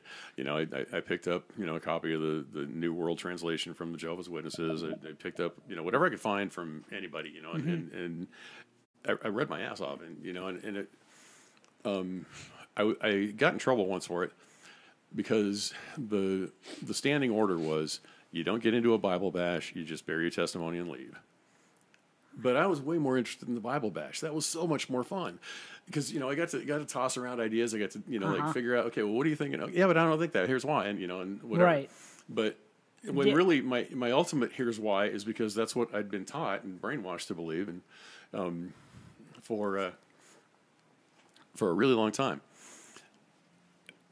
You know, and in fact, I used to sit around with the other elders, and we'd make jokes. You know, like, man, can you imagine? You know, like being an investigator, you know, and having to come into the church now. Like, can you imagine if you hadn't been like born into the church? Could you even pretend to believe this crap for a minute? And that was super common. Like just like People all of would us sit were around feeling and that. talk like that. Oh yeah, all on my mission. And, you know, like when we get together for conferences and stuff. Yeah, we'd have those talks, and so it was, you know.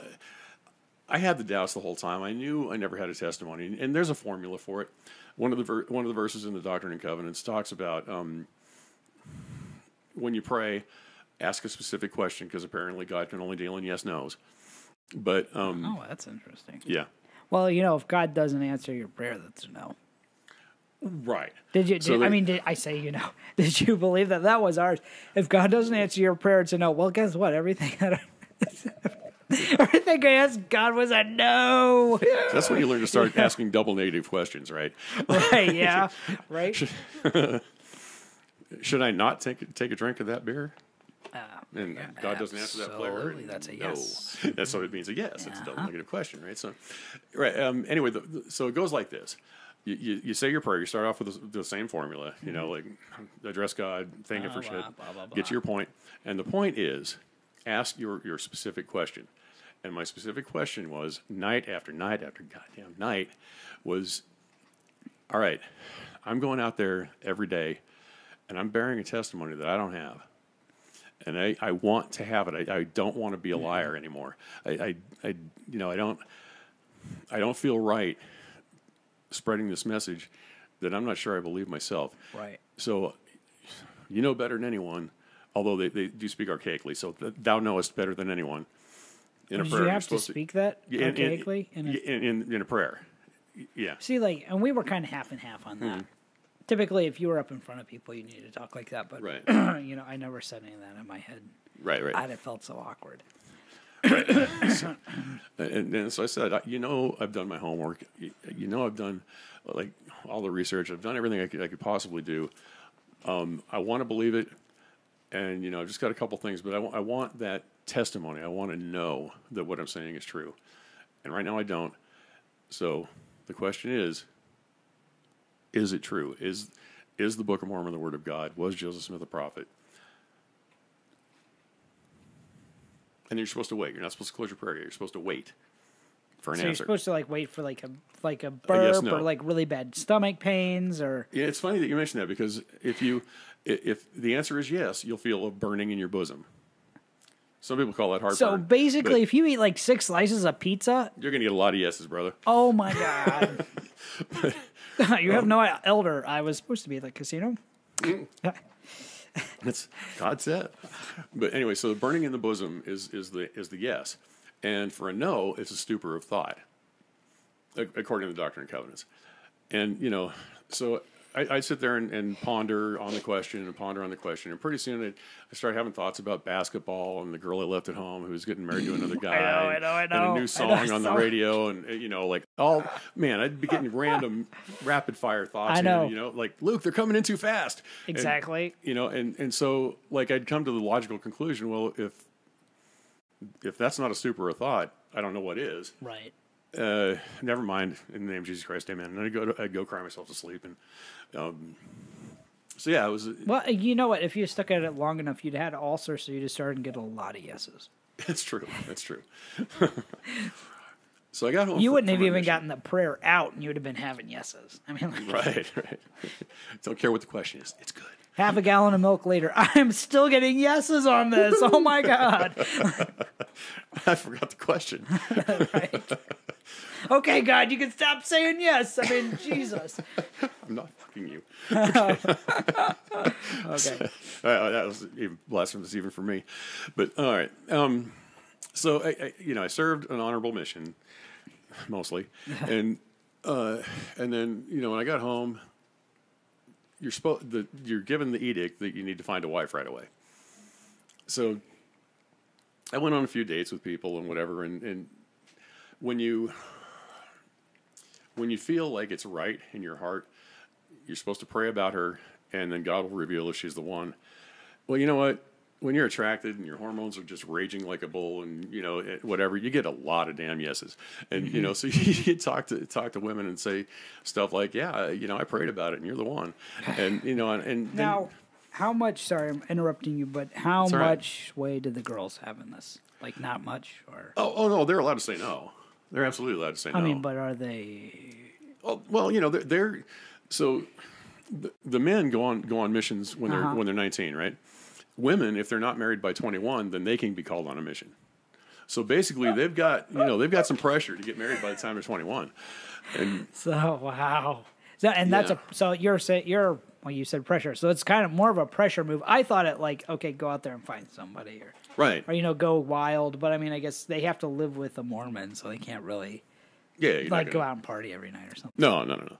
No. So you old hag, get out of here. We don't want you anymore. Right? Yeah, you're 21. Go on a mission. Dust. You got dust on your urethra. What's wrong with you? Okay. You don't have 3 kids? What's the matter? What's the matter with you? Right. So finally, I met my first wife, and I knew that it wasn't right from way early on, and but she said yes, and so I went through with it. We did get married in the temple. Here's another Mormon fun fact about the temple. When they have an endowment ceremony. There's a whole lot of stuff I don't want to get into right now, but we will talk about it someday. So the endowment ceremony, there's a precursor up to it where they give you the magical underwear. Magic. I can't wait till we get to the magic underwear. We'll get to That's my favorite. Underwear. But you get the magic underwear. They give you a new name. What was your new name? Cornelius. That's actually kind of not that bad. Right. Yeah. I was okay with it. And it was going to be something really weird. Yeah, no, that was Cornelius. By the way, they could kill me for that, according to the doctrine. They were allowed to kill you because you told me your name was Cornelius. Correct. Cornelius. I can't even say it. Right. I had too much beer. Well, when I first heard it, I was like, holy shit, I'm starring in the Planet of the Apes now. All right. Right. Well, I mean, I gotta say that's a pretty kick-ass name because I've got a friend. He's actually when I marry Michelle, he'll be a relative, but he joined the temple, Jewish temple. Is that what they call that? Synagogue? Yes, synagogue. That's what it is. I'm so sorry. That's right. And his name is it's spelled really funny, but it's Shmiariel. Okay. Shmiar is like Shmi from, Shmi. Shmi. Yes. Yeah, Yes. Yeah. from Futurama. Yeah. Oh, No, I guess there's a Shmi there too, but Yeah. I'm thinking Shmi from Hook, and I'm right, like, right. wow, man, you just kind of like did not hit the jackpot with that name. No. But anyway, no offense. All right. None taken. Totally. So, right. So you get your new name, and then you go in and you go through the ceremony, and it's a lot of huya, and you learn signs and stuff and whatever, secret handshakes, all sorts of shit. And then when you're done, you go up to the veil, because now this is like a practice run for when you're trying to get into heaven. Mm-hmm. So you meet, and there's a person there that knocks on the thing and says that this person, having been true and faithful in all things, wishes to speak with the Lord. And so you give the secret handshakes. They ask you about them, and you give them. Can you show me a secret handshake, or is that going too One right now? Yeah. Sure. Oh, this is amazing. Oh, this is what I have been living for my entire life. I'll show you all four of them. All right. All right. So the first one is knuckle to knuckle. Okay, knuckle like this? Yep. I'm doing it right. You're doing it right. Yeah. Okay. So right, just like that. So thumb on the knuckle. Now thumb Right. between the knuckles is the second one. Between the knuckles. Right. Right here? Okay. Right. So now the third one, put your hand like that. And then that's number 3. Do I No, do no, the? you don't do anything. I You just keep your my hand hand. flat. Well, that's pretty easy. That's you're receiving the handshake. okay. Now if you're Now, giving if I'm it, giving it, it's like now this. yes. Now I'm correct. Like Yep, there's yep, not like just an like that. anatomical No. specificity. No. You don't have to be on a Okay. You don't have to be on a special pimple or something. All right. All right. And this is the final one, and this is like the big deal. All right. All right. So hand out like so, hand, and then Yeah, the Boy Scout situation's really making sense go. now. Right. So the Okay. So the index finger goes like right between the bones there. Uh-huh. All right. Thumb on the back, and then the pinkies pinky. are interlocked. Right. Now that's your and that Those are the 4. those are the secret handshakes of the Mormons. Right. And Now- I have taken vows that I can be executed for 2 of those. But I mean, legally, that can't. Oh no. hold. No, but the doctrine. Would they act? So how crazy? Would they actually try or threaten someone? They used if to. They saw that. They used to. They Yeah, used yeah. to, but now They used to have kinda their got own their shit secret together. service and everything. I don't know Okay. that's all done away with now, but Now they they're not used to. quite as Scientology as they used to be. Right.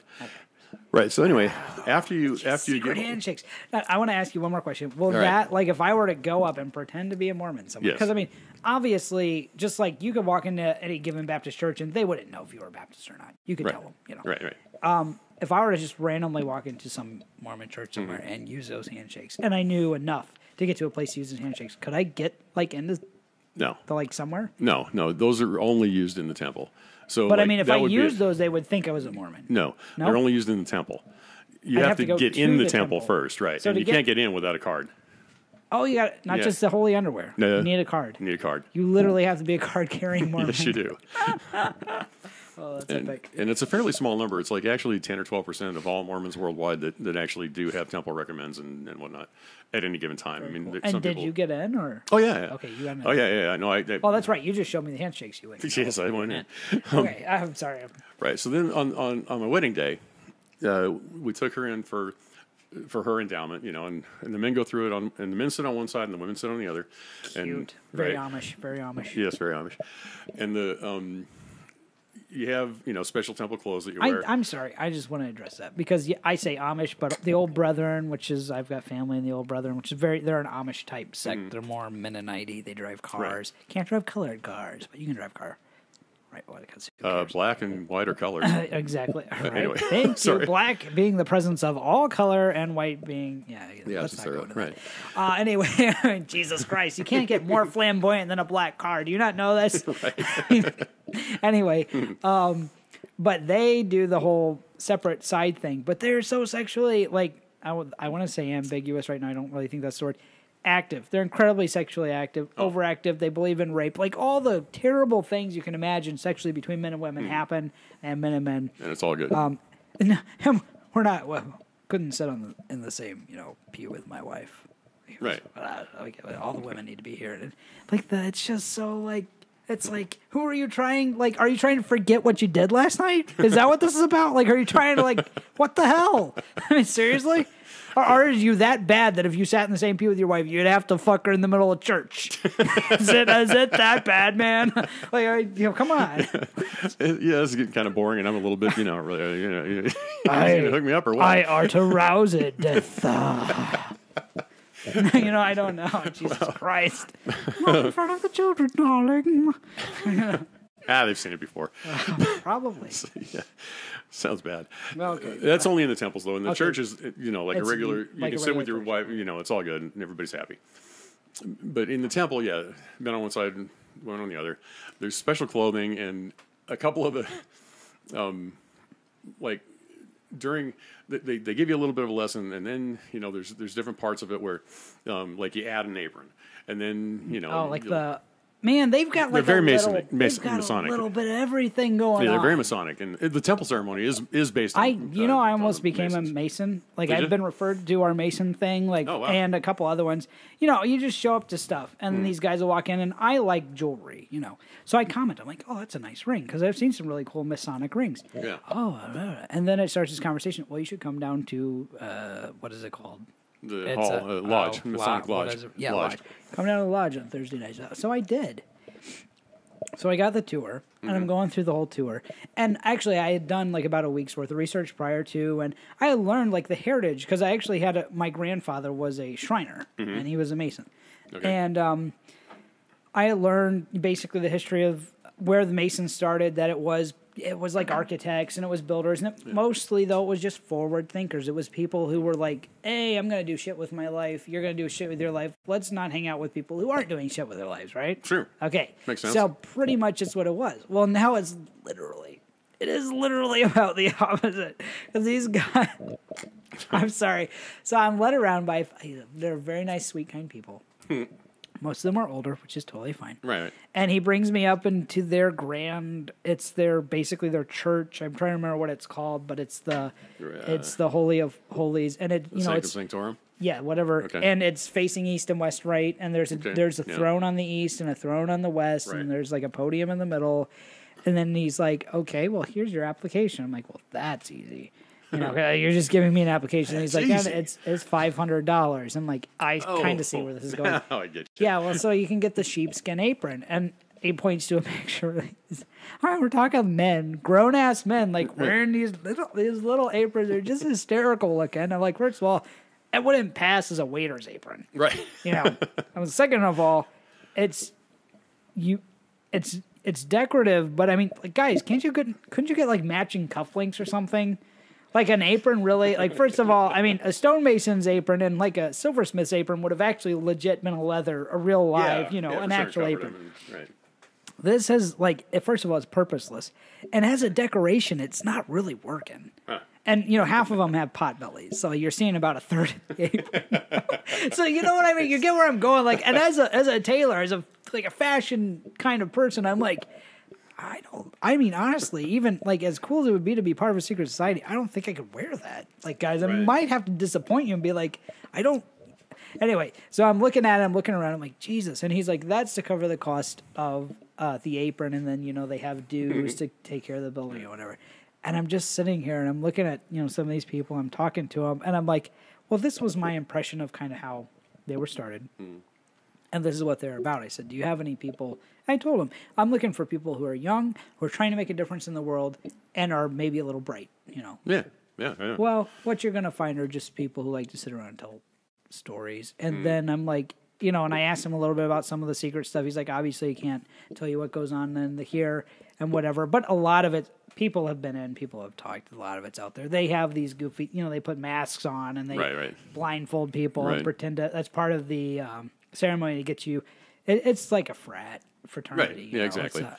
There's definitely an initiation that you have to go through. Right. That's the word I was looking for. Where you have to play dead. Somebody winds up playing dead, which is to me. I'm like sitting here. I'm like, I can understand that, because I know there were some people who were big in the theater at one point that that left a big fingerprint, obviously, in the Masons. But at the same time, I'm like, no one in charge is like, maybe it's time to actually do something with our lives, dude, like literally, like I don't know, go buy McDonald's. Like, write a poem or something. What are you doing? Right? What are you people doing? I'm sorry. So anyway, right. I can't make fun of them. I was a Baptist for about 20 years. So. Well, that's just it. It was Mormon for 25 almost. So there you go. It's right. So yeah. So anyway, back to the thing. It's very Masonic, and their apron, just really quick, is actually bigger. It covers like down. It's to like your knees it's like more like an actual apron like you can wipe food on. Cook with, right? Right. Okay. But it's made of green silk, and it's supposed to represent the fig leaves that Adam and Eve wore when they were in the garden or kicked out of the garden. That's so hysterical. But there's a bunch of other costume changes that go on, and things added and things changed and whatever. And for some reason, like part of the typical outfit is you wear all white, including your socks and shoes. Right, the shoes are like slippers, and but when you're doing the costume changes, you have to take your shoes off. Okay. No idea why. I have no clue why, but that happens all the time. So it's like going through the TSA like multiple times in a row, because everybody wants to do that. Right. Right. So anyway, when it's done, everybody gets to go up. I'm skipping a lot, but when you get to go up and pass through the veil. And then that's when you're given the secret handshakes, and you have to identify them and what they mean and like there's certain verbiage that goes to it. We'll do that later too. But they show you or you give the handshake. They ask you what it is. Then they ask you, does it have a name? And then you tell them. Oh my God, I'm sorry, phrasing. I was just like, what is it? It's poop. Does it have a name? Yes, I named it Jim. I mean, I don't know. That's really close. Really, is that they just say what is it? Yeah, so you like shake hands. You do the first one. First one, which is knuckle on knuckle. Knuckle on knuckle. Right. All right. So knuckle on knuckle. They say, all right. What is that? And then that is a really awkward handshake that I think you picked up from a Boy Scout who didn't know what he's doing. Yeah, but you as the initiate would say, or as a traveler or whatever. Okay, I'm a traveler. Right. The first token of the Aaronic priesthood. Right. That's what I say? That's what you say. So you say... I say, what is that? The first token of the Aaronic priesthood. Is it ironic? Ironic. I think it is. Ironic's way more fun. Aaronic priesthood. Okay, the first token of the Aaronic has an Aaron, I'm assuming. Aaron, right. Moses' brother? Right. Okay. Yeah. Aaronic priesthood. Right. Has it a name? And you say, it has. It has. And I say, will you give it to me? Well, I guess. Oh my God. I say, will you give it to me? That's the words, man. What happens if I say no? Well, then we break handshake and you go off. Okay, so if I say, will I give it to you, do I say yes or do I tell you its name? You say, I will through the veil. I will through... Oh, this got weird. Okay, I will through the veil. This is some Game of Thrones shit. Right. Then you give the new name. So whatever your new name is. Is it like my new name? Your new name. Which Ajabuhuda Hamafartsi. Okay, good deal. And then I say that is correct. And then we break handshake. Then... Now, we walk through the veil holding hands in because I say I will through the veil? Or? Yeah. Oh, yes, because then you've separated. Then the worker knocks on the curtain again, and there's obviously a partition, and then the Lord parts the veil and says, "What is wanted?" And then does somebody actually parts the veil and someone says, "Yeah." What is wanted? There's a person playing God on one side of the veil, and there's the initiate, the traveler. Okay, on the other. look, Mormons, get your shit together. People aren't going to take this seriously. Come on. But, like I said, most Mormons don't know this. I know. Okay, well, right. Okay, yeah. Still, all the ones who wear magic underwear do know this, but anyway. Oh my God, that's hysterical. I'm sorry, I can't. No, you're okay. You're okay. So then, boom, what is wanted, and then the Lord parts the veil, and parts the veil and says, "What is wanted."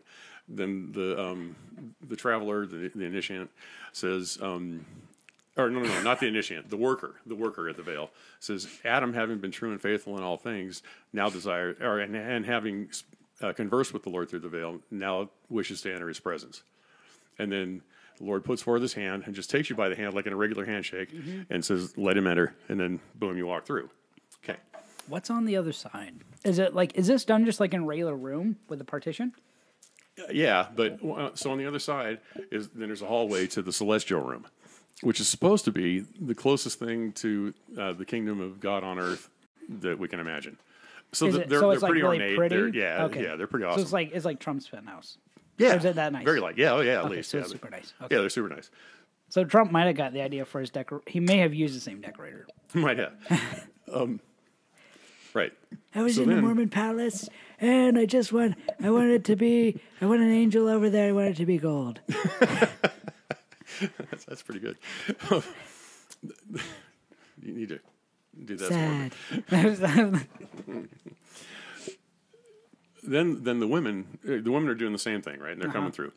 But for a woman's first time through the veil, her husband plays the role of God. So I went over dutifully to where they told me she was, and knock, knock, knock. And what if you grab the wrong one? It would just be hysterical. Well, at one point in my advancement, I did play the God part in the temple, like on a regular basis. Oh, okay. Yeah. But you don't get paid for that. You just kind of you just do it. Yeah. And so get a lot of greasy handshakes. Yeah. Well, and it's kind of weird because I'll get to one of them later. I don't necessarily have to show you everything. I just say it. But anyway, and they don't do this one anymore. The temple ceremony's changed since I was there. But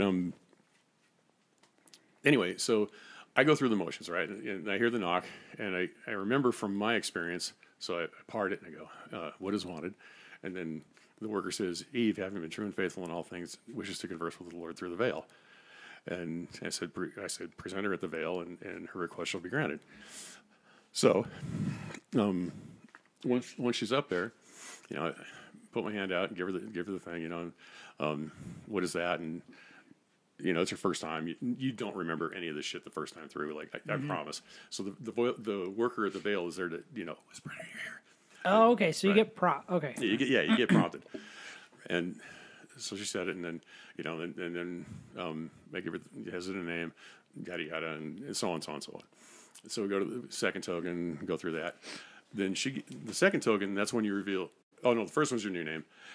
She told me her new name, which is Julia, and that's not. Jeez, come on, you got to get on this. That's not original. That's not special. Right. If they told me your new name is Steven, I'd be like, fuck this shit. I'm giving you 10% of my income, and I can't eat one meal a week. Like, what the crap am I doing this for? Exactly. You're gonna name me Steven. So I brought that up only because I'm the only person on earth who's allowed to know her new name. Ah. Yeah. Because that's. Although, who gave her a new name? Well.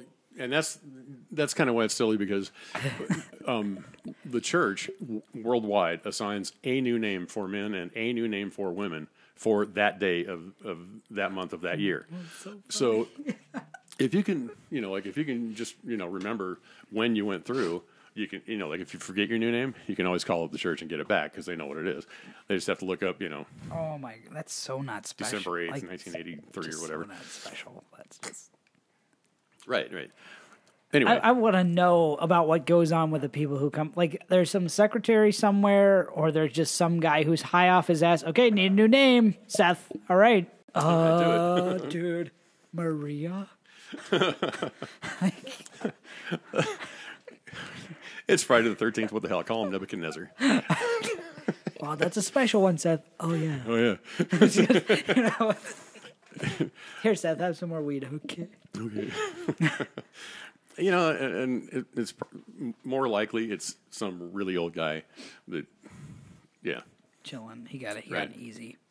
He's got it pretty easy. Right. He's probably high too. So then we go into the celestial room, and that's like I said, this is supposed to be the most the closest place to heaven on earth, and then you're supposed to meditate in there. Oh my mom. How many people are jacking off in that room? Right. So, my mom comes walking in. And that's going to be awkward. She comes walking in, and she's like, that veil worker was a bitch. Mom, you can't say that in here. Like everybody's quiet. It's like a library. You're not when to speak or whisper, And it's just, that bitch. Oh, my God.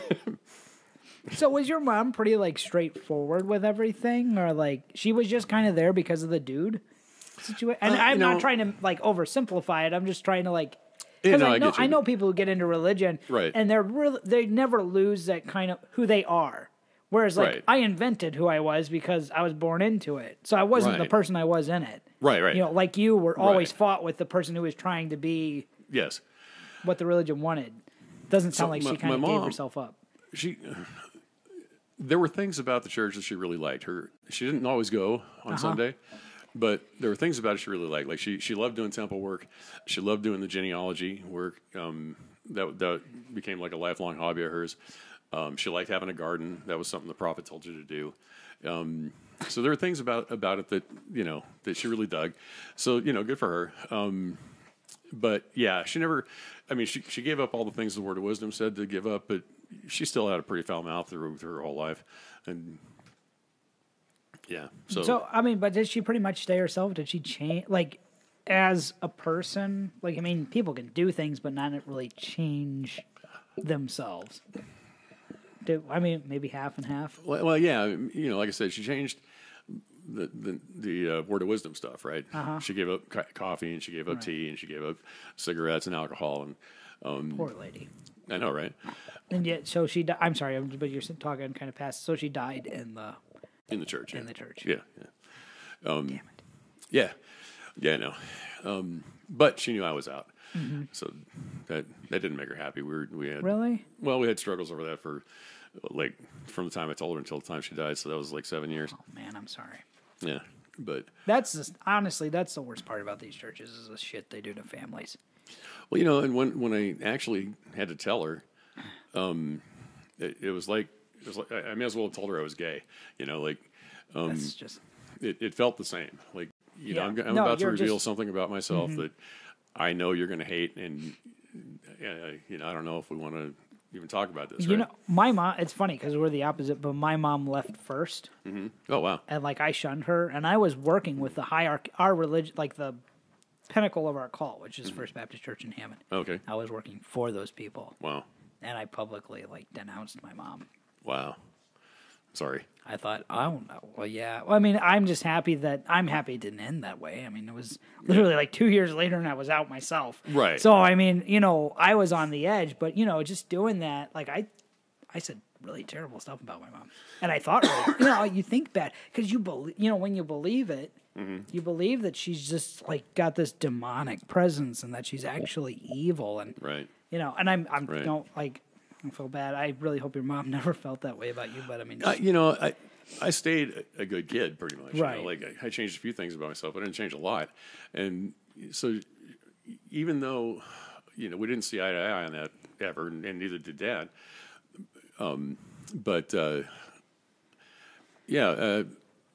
We still loved each other, and we still were okay hanging out and stuff like that. It was just there was just a little bit awkward. There was tension whenever we talked, and she usually ended up crying whenever I called her.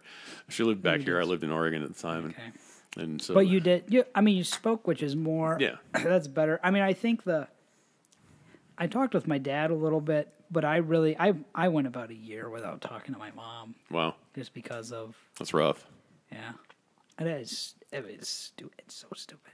It's just so stupid. Right. Right. I understand. I do. Anyway, so then that was the endowment ceremony. Then they cart you all off into a little room, a smaller room. It's got seats around the outside and a little altar in the middle. It's padded and stuff, so you can kneel at it. And the engaged couple, they join hands in the last handshake I showed you with the interlaced pinkies and the stuff. And yeah. The most complicated one. Right. I was the only one that's the last one you get off the Boy Scout that day. Yeah. So then they do the huya and it's not really anything weird. It's just, instead of saying until death do you part, do you take this person to be your wife for time and all eternity? Right. And so, that's not. Yeah, you don't really say I do. You say yes. Bow your head and say yes. They stress that. Bow your head and say yes. Right. That's weird. Yeah. They don't just ask the question. They go, if you do, then bow your head and say yes. Huh. No. All right. All right, so that's through. You got married in the temple, and I obviously that marriage didn't last. Correct. I mean, people can't see Jesse. His wife is sitting across from me. I was at their wedding. I was your best man, my right? best man, Okay. yeah, of course. So, you know, obviously, so that marriage was, I mean, and I think 99% of any like inter-cult marriages and relationships for the most part are just, they're doomed because they're all made on false principles. They're all just fake. And unless you're willing to spend the rest of your life protecting what is fake, you know, you're doomed to be split. I agree. And for 8 years I did. You know, we were married in 1984 and on my mom's birthday. So I'd never forget it. Oh, right. Boy, I'm so sorry. Then, then, you know. You need to write a book. You just need to write a book. Like, things not to do. Right. Don't do this ever. But, yeah, so then by 1992, I'd read a lot more, an awful lot more, and I started branching out even further. And you know, and I read stuff on critical thinking. I read books on the amazingness that is the universe, and and how it's really cool that there's the infinitesimally small, and there's the amazingly huge that just all goes together in one place. And you know, and I started to get fascinated by those kind of ideas. And when I finally, you know, I'd had my doubts this whole time, and I finally read a book. It's like the libertarian tome of the ages. You know, it's Ayn Rand's Atlas Shrugged. Okay. Right. You know, and it took me like 5 months to get through the book. It's a thick piece. It's like 1,200 pages. You know, and I was only reading it like, you know, lunch breaks at work and on the toilet at home and stuff like that. And so it took forever to get through it. But I was captivated. Not at first. Like I'd started it a bunch of times before. You know, it was a wedding gift from her parents to me, which is kind of on the ironic side, I guess. That is really. She's the only Mormon in her family, so not so ironic. Oh, okay. I'm assuming her family is. No. That's a conversation for another time. But wow, she must have. No, she's the only Mormon in her family, and she's not anymore either. But that's another story for a different day too, I guess. Yeah, so I read the book, you know, and I got to the point where I really didn't want to put it down ever. So I kept reading. And the more I read, the more excited I got, and so on. And it's all about individuality and being true to yourself and doing what you think is right, and you know, be your own person, and just like, and the book just pounds it into you. It's like merciless, and it punishes you with the who you are. Yeah. But I found that I was identifying with the heroes of the story more than I was the antagonists, and even though the antagonists were the ones that were preaching all the things that the church had told me were right, but I found myself identifying with the values of the protagonists much more, and by the time I finished the book, I knew that I was done with the church. But we had some friends that were that had been, you know, like stray sheep, you could say, and were trying to get married in the temple, and they needed witnesses, and they wanted us to be their witness couple, which meant that I had to go to the temple, which meant that I had to renew my temple recommend. Right. So I went into the interviews, and you have to have an interview with your bishop and with the stake president. So it's kind of like auditing in Scientology. Are you familiar with that? Yeah, I know the term, but no, it's not really. It's not? No. Okay. You go in the interview, they just ask you all the same stuff. You know, like basically, are you worthy to go to the temple? Like, of course, I'm worthy. I mean, Jesus Christ! Are you? Right. but they. I invented worthy. God damn it! What's wrong with you people? That's my middle fucking. Do you know who I am? But they ask you stuff like, are you? You know, do you believe Jesus is the Christ? Do you believe God's? You know. So blah, blah, blah. It's pretty basic. It's not like really intense or anything. Or? They do ask more questions like, you know, are you keeping the law of chastity? But I mean, as far as if you really don't believe it, it's not terrible to like lie to them. I mean, as far as like if you're, I'm just thinking like Scientology, like you said, it's not like Scientology. And Scientology is like fucking intense, right? Like, you know, right? Like, hey, do you mind if we drop your mom off this bridge? Is that totally okay with you? you know. Right, right. So it's not that bad. No, it's not that bad. Okay. And yeah, and you can. I mean, I lied my ass off, and you know, didn't really think twice about it. Okay. You know, and they did ask, you know, like, do you believe all this stuff? And I went, oh yeah, you bet. Oh, of course. Yeah, and you know, are you paying a full and honest tithe? And oh yeah, sure, yeah, and then some, sure, like 11 or 12% easy. Stay where you're at, and Okay. I would just want to say, I was under a pastor, and when you came into his office for counseling, the first thing that he checked Is your tithing? was your tithe record. Yep. And the reason for that was because he wouldn't counsel you if you didn't tithe. Now, he'd give you another reason, but the primary reason, he's just not getting paid. He's not getting paid for this. Yeah, that's true. That's so yeah, so they do put a fairly high stress on that, and they ask all the other questions. And so, you know, I got through it, and you know, have you done anything that would prevent you from, you know, like entering the temple? And I'm thinking, like, become a heretic? Oh no, nothing like that. You know, right. So anyway, so I got through their temple ceremony, and I actually worked at the Veil one last time because, you know, what the hell, go out in high fashion. Right. Or at least that was my intent, because when, you know, like when I went, you know, like they ask all the ordained veil workers to come forward, and so you get to go through first, and then by the time I got through, all the slots were filled, so I got to be like the first person in the celestial room, and I was in there by myself for like a full 5 minutes at least, you know, and so I've got this, like I had sort of a let's give this one more try thing before that, you know, and so I fasted for 2 days, and like 48 hours without any food, any water, anything, just, you know, and that's not good for you. But not really. But I did it, and so while I was in there, you know, I've got this room all to myself, and this is it's supposed to be the closest thing to the celestial kingdom on earth. So let's give it another try. And so I pulled out the missionary prayer, and they're the one that, you know, that I gave so many times on my mission, and then sat and waited for an answer. For the bellyache. Yep. Started waiting for the heartburn. And while I was sitting there pondering, waiting for the answer, I didn't have an immediate stupor of thought.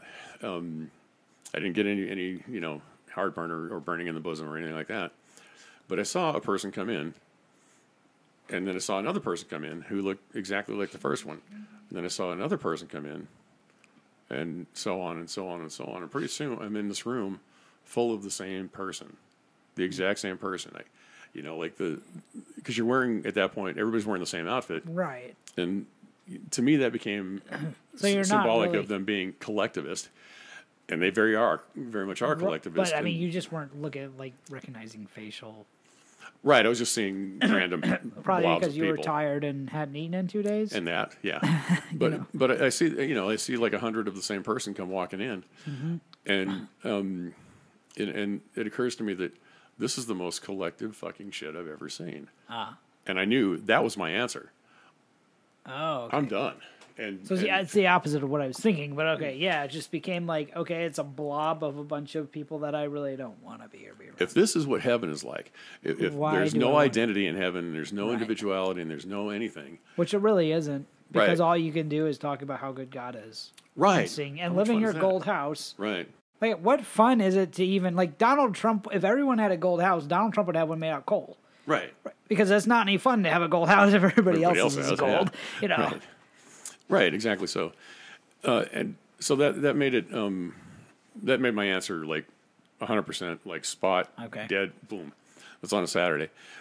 So we go through the wedding ceremony, and we're the witnesses, and blah, blah, blah, and all that stuff, and then go back to the house for the night, and I'm just like, I'm stressing like hardcore, because I know I've got to tell my wife, and I really don't want to, because I know how she gets about certain things, and I knew this was going to be a big deal, and so, you know, I'm trying to think of a way. I'm trying to think of something, you know, to like smooth it over, make it somehow palatable or whatever, and then then the inevitable happens. The next day at church, we sat through the sacrament service, and again, I was at that point, I'm thinking rationally, finally, you know, my head's clear. and they're up there giving their talks and whatever, and I'm thinking to myself, can you even hear what you're saying? Like, do you have any idea how ridiculous that sounds? Like, stop and think about it 2 seconds, like, but it was kind of a hypocritical thought, but like, because I was thinking thoughts like, well, not thinking the thoughts, but having the feelings and opinions that, well, like, I learned this, how come you haven't? That's just kind of silly, but anyway, after the service, we were supposed to drop off the kids at primary, and she was supposed to go off to Relief Society, and I was supposed to go off to priesthood. And you say that, like, and I mean, like, as someone, priest, I identify with the Catholic Church, and priesthood I identify with. It sounds like you're going to go off and sit in a monastery somewhere when you say, oh, yeah. Go all right, I'm sorry. Priesthood. So basically, it's the men's meeting. Okay. It's right, so okay. she went to the women's meeting, I went to the men's meeting. Gotcha. Or I was supposed to go. And she said, so I guess I'll see you after. I go, yeah, no, I don't think so. I don't want to be here. And she looked at me like, you don't want to be here? Like, what's wrong? You feeling sick or something like that? I went, no, you understand. I don't want to be here, like, ever again. And so that was Father's Day, by the way, 1992, so June 29th. So I went home, finished up some yard work because it was going to rain, and did that, and threw off all my magic underwear, and went outside in shorts and a t-shirt, and did my yard work, and most comfortable I'd ever been. And it was as though I'd lost a 1,000-pound boulder off my shoulders, just like. And then she came home and let the games begin. So she came home and just went. Oh, ballistic! Bananas. Yeah. Okay. Yeah. Her main argument was stuff like, "So I suppose you're going to want a divorce now," and I tried to convince her, like, I didn't marry Margaret the Mormon. I married Margaret the person. Like I didn't marry you for your religion, and at the time was an added bonus, but that wasn't why I married you, and even though it 100% was, but. Because she fit the skirt and well, yeah, no, I mean, what are you going to do? Go marry someone who's not a Mormon? Right. I mean, it's not really an option. Right? No, it really wasn't. And you said yes. What was I supposed to do? Right. So it was really super tense after that because, like, prior to that day, we never ever blessed the food. We never prayed together. We never did anything like that. So now suddenly she's subscribing to all the church magazines. So she's doing everything. She's kneeling every night, and and she's still wearing her underwear. Trying to rub it in that you're not. Right. And she wants to pray over the food suddenly, so and all these happy things. I say we.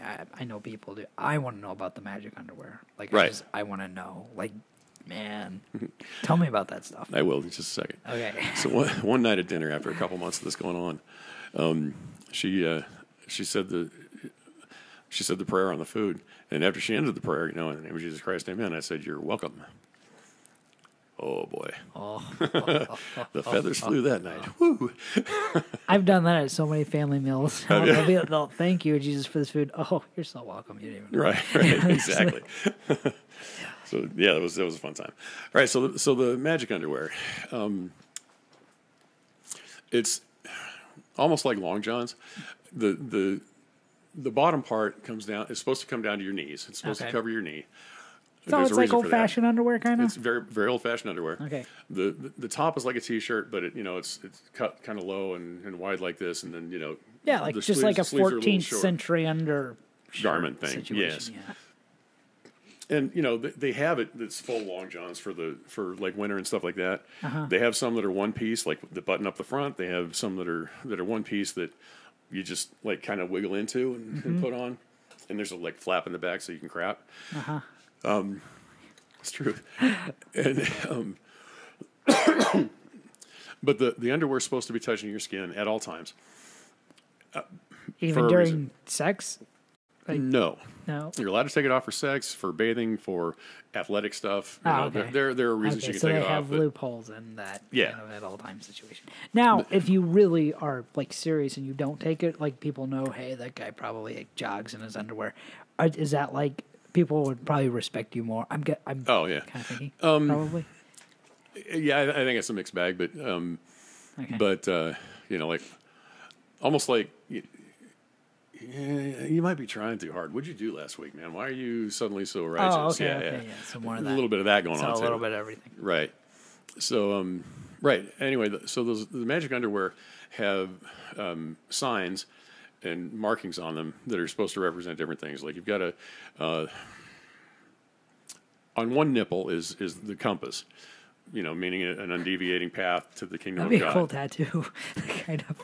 Nice. I don't know. on the other is a square, you know, Okay. like when you're swearing solemnly, you know, right. and honor and rectitude and keeping the commandments of God. There's just a straight line over your navel, which is to suggest to the mind that that appetites and passions should be kept within the bounds the Lord has set. And then there's another line over the right knee that suggests that every knee shall bow and every tongue confess that Jesus is the Christ. You've heard that before. Uh-huh. Oh yeah, I know. And so that's the magic underwear. But you know the part that makes it magic is that it has to be touching your skin all the time, right? So so like if you're a woman and you wear a bra, the bra goes on over the underwear. That's gotta be uncomfortable. I would think. That, Yeah, I would think so. okay. Unless it's like some super, like, I don't know. Well, yeah, I mean, it was really weird. One time when we first got married, I got home from something, and she was lying on the couch with her negligee on, but with the underwear on under it. Oh my god, that would be such It was like, I'm not sure I'm sorry, honey, but what's the fail. purpose of it? Right? Oh fail. my god. Yeah. Now that this is out there, there's gonna be a new porn genre. It's Mormon porn. Donald Trump's Googling it right now. Yeah, he is. Negligee with magic underwear. Melania, you need to wear that tonight. She's in New York. She can't. She can't now. Somebody at the White House will be wearing it. Somebody will wear it, yeah. You know that. Yeah. Sarah Sanders. Sarah Sanders. That's it. I was thinking Sarah Sanders or the other one, Hill. What's her name, Hill? Well, the only other one. Oh, dang. She's like an undersecretary, not a secretary. She's not. I mean, she gets $180,000 a year for. I don't even know. Probably because the guy who was getting it before her got fired. So I mean, right. That's how trickle down pay. I don't know. Yeah. Employee pay works apparently. Right. Okay, well, the janitor is getting $3 million a year because the guy who was getting it before him is fired. Right. Which is, we're about to the point where janitorial staff are going to be doing, the communications office and everything like that. It's pretty pathetic. It's I really was sad. a janitor for 35 years, and then I became the director of communications for the White House when the person was fired. Now I'm an expert. Now I make $7 million a year with Mobile One. Nice.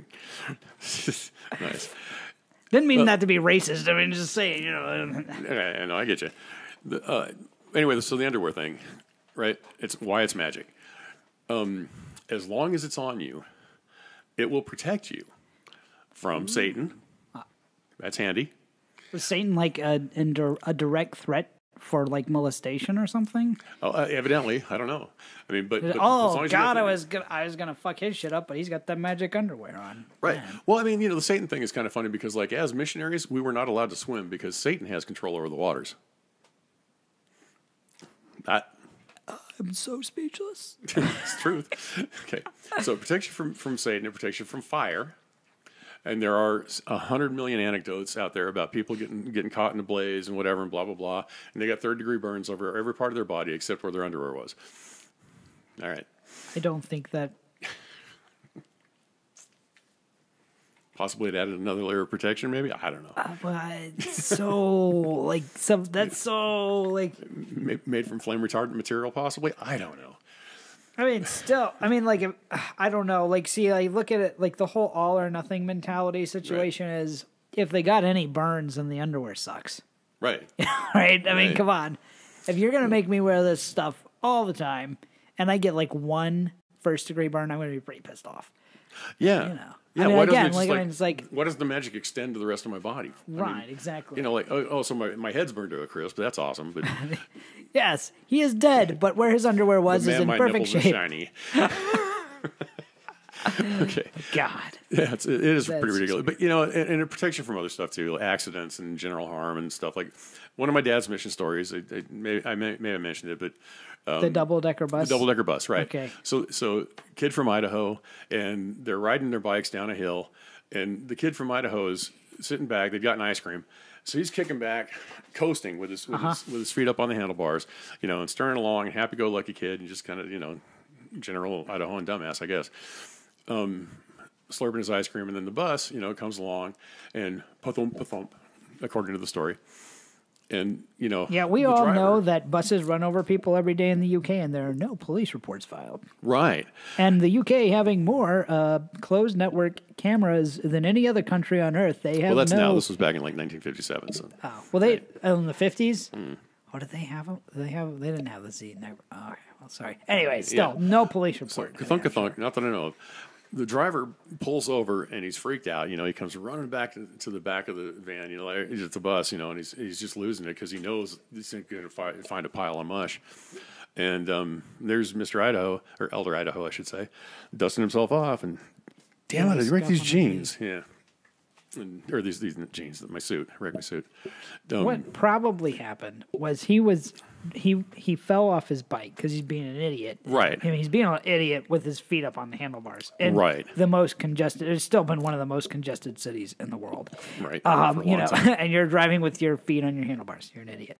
Yes. Anyway, with his ice cream, and a bus went by. You know, and about a minute later, he fell over.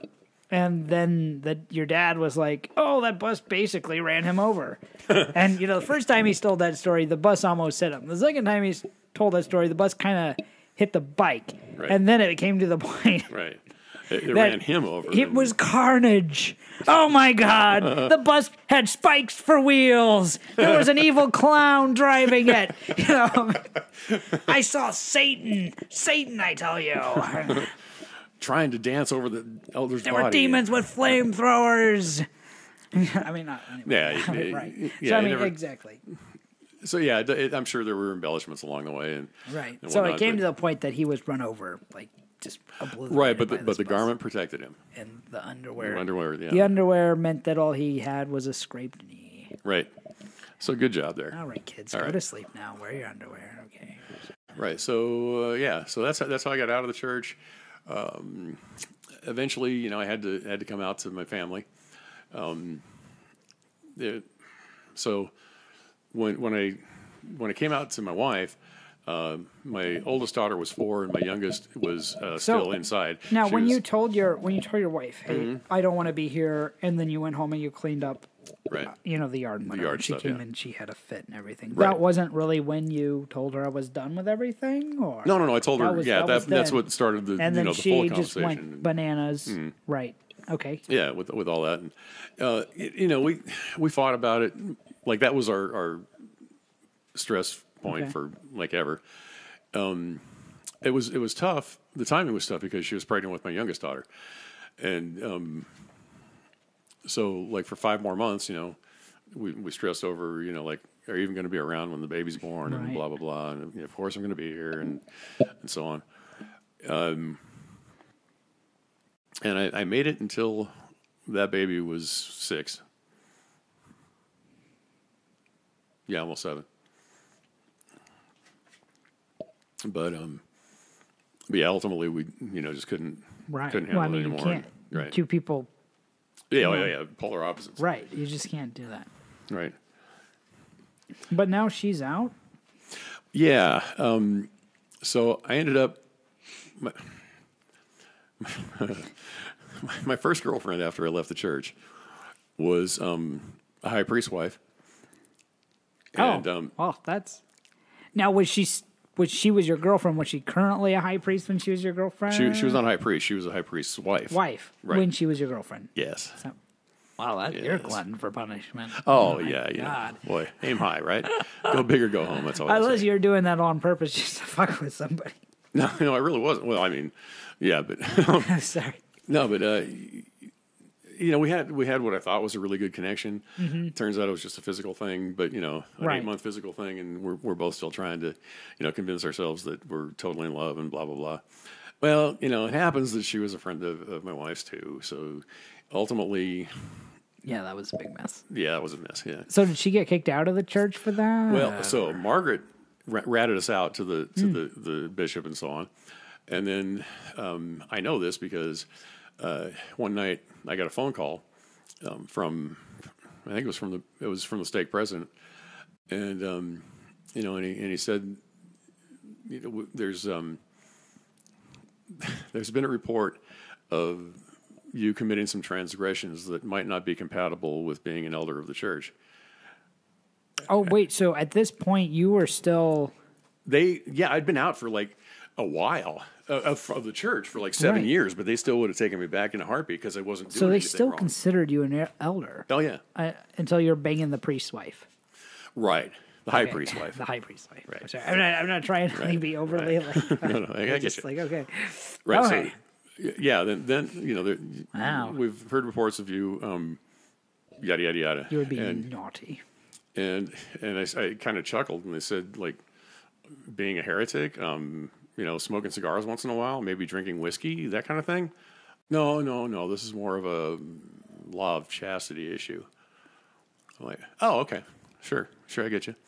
Do you mind if I ask where you get your information? And he said, I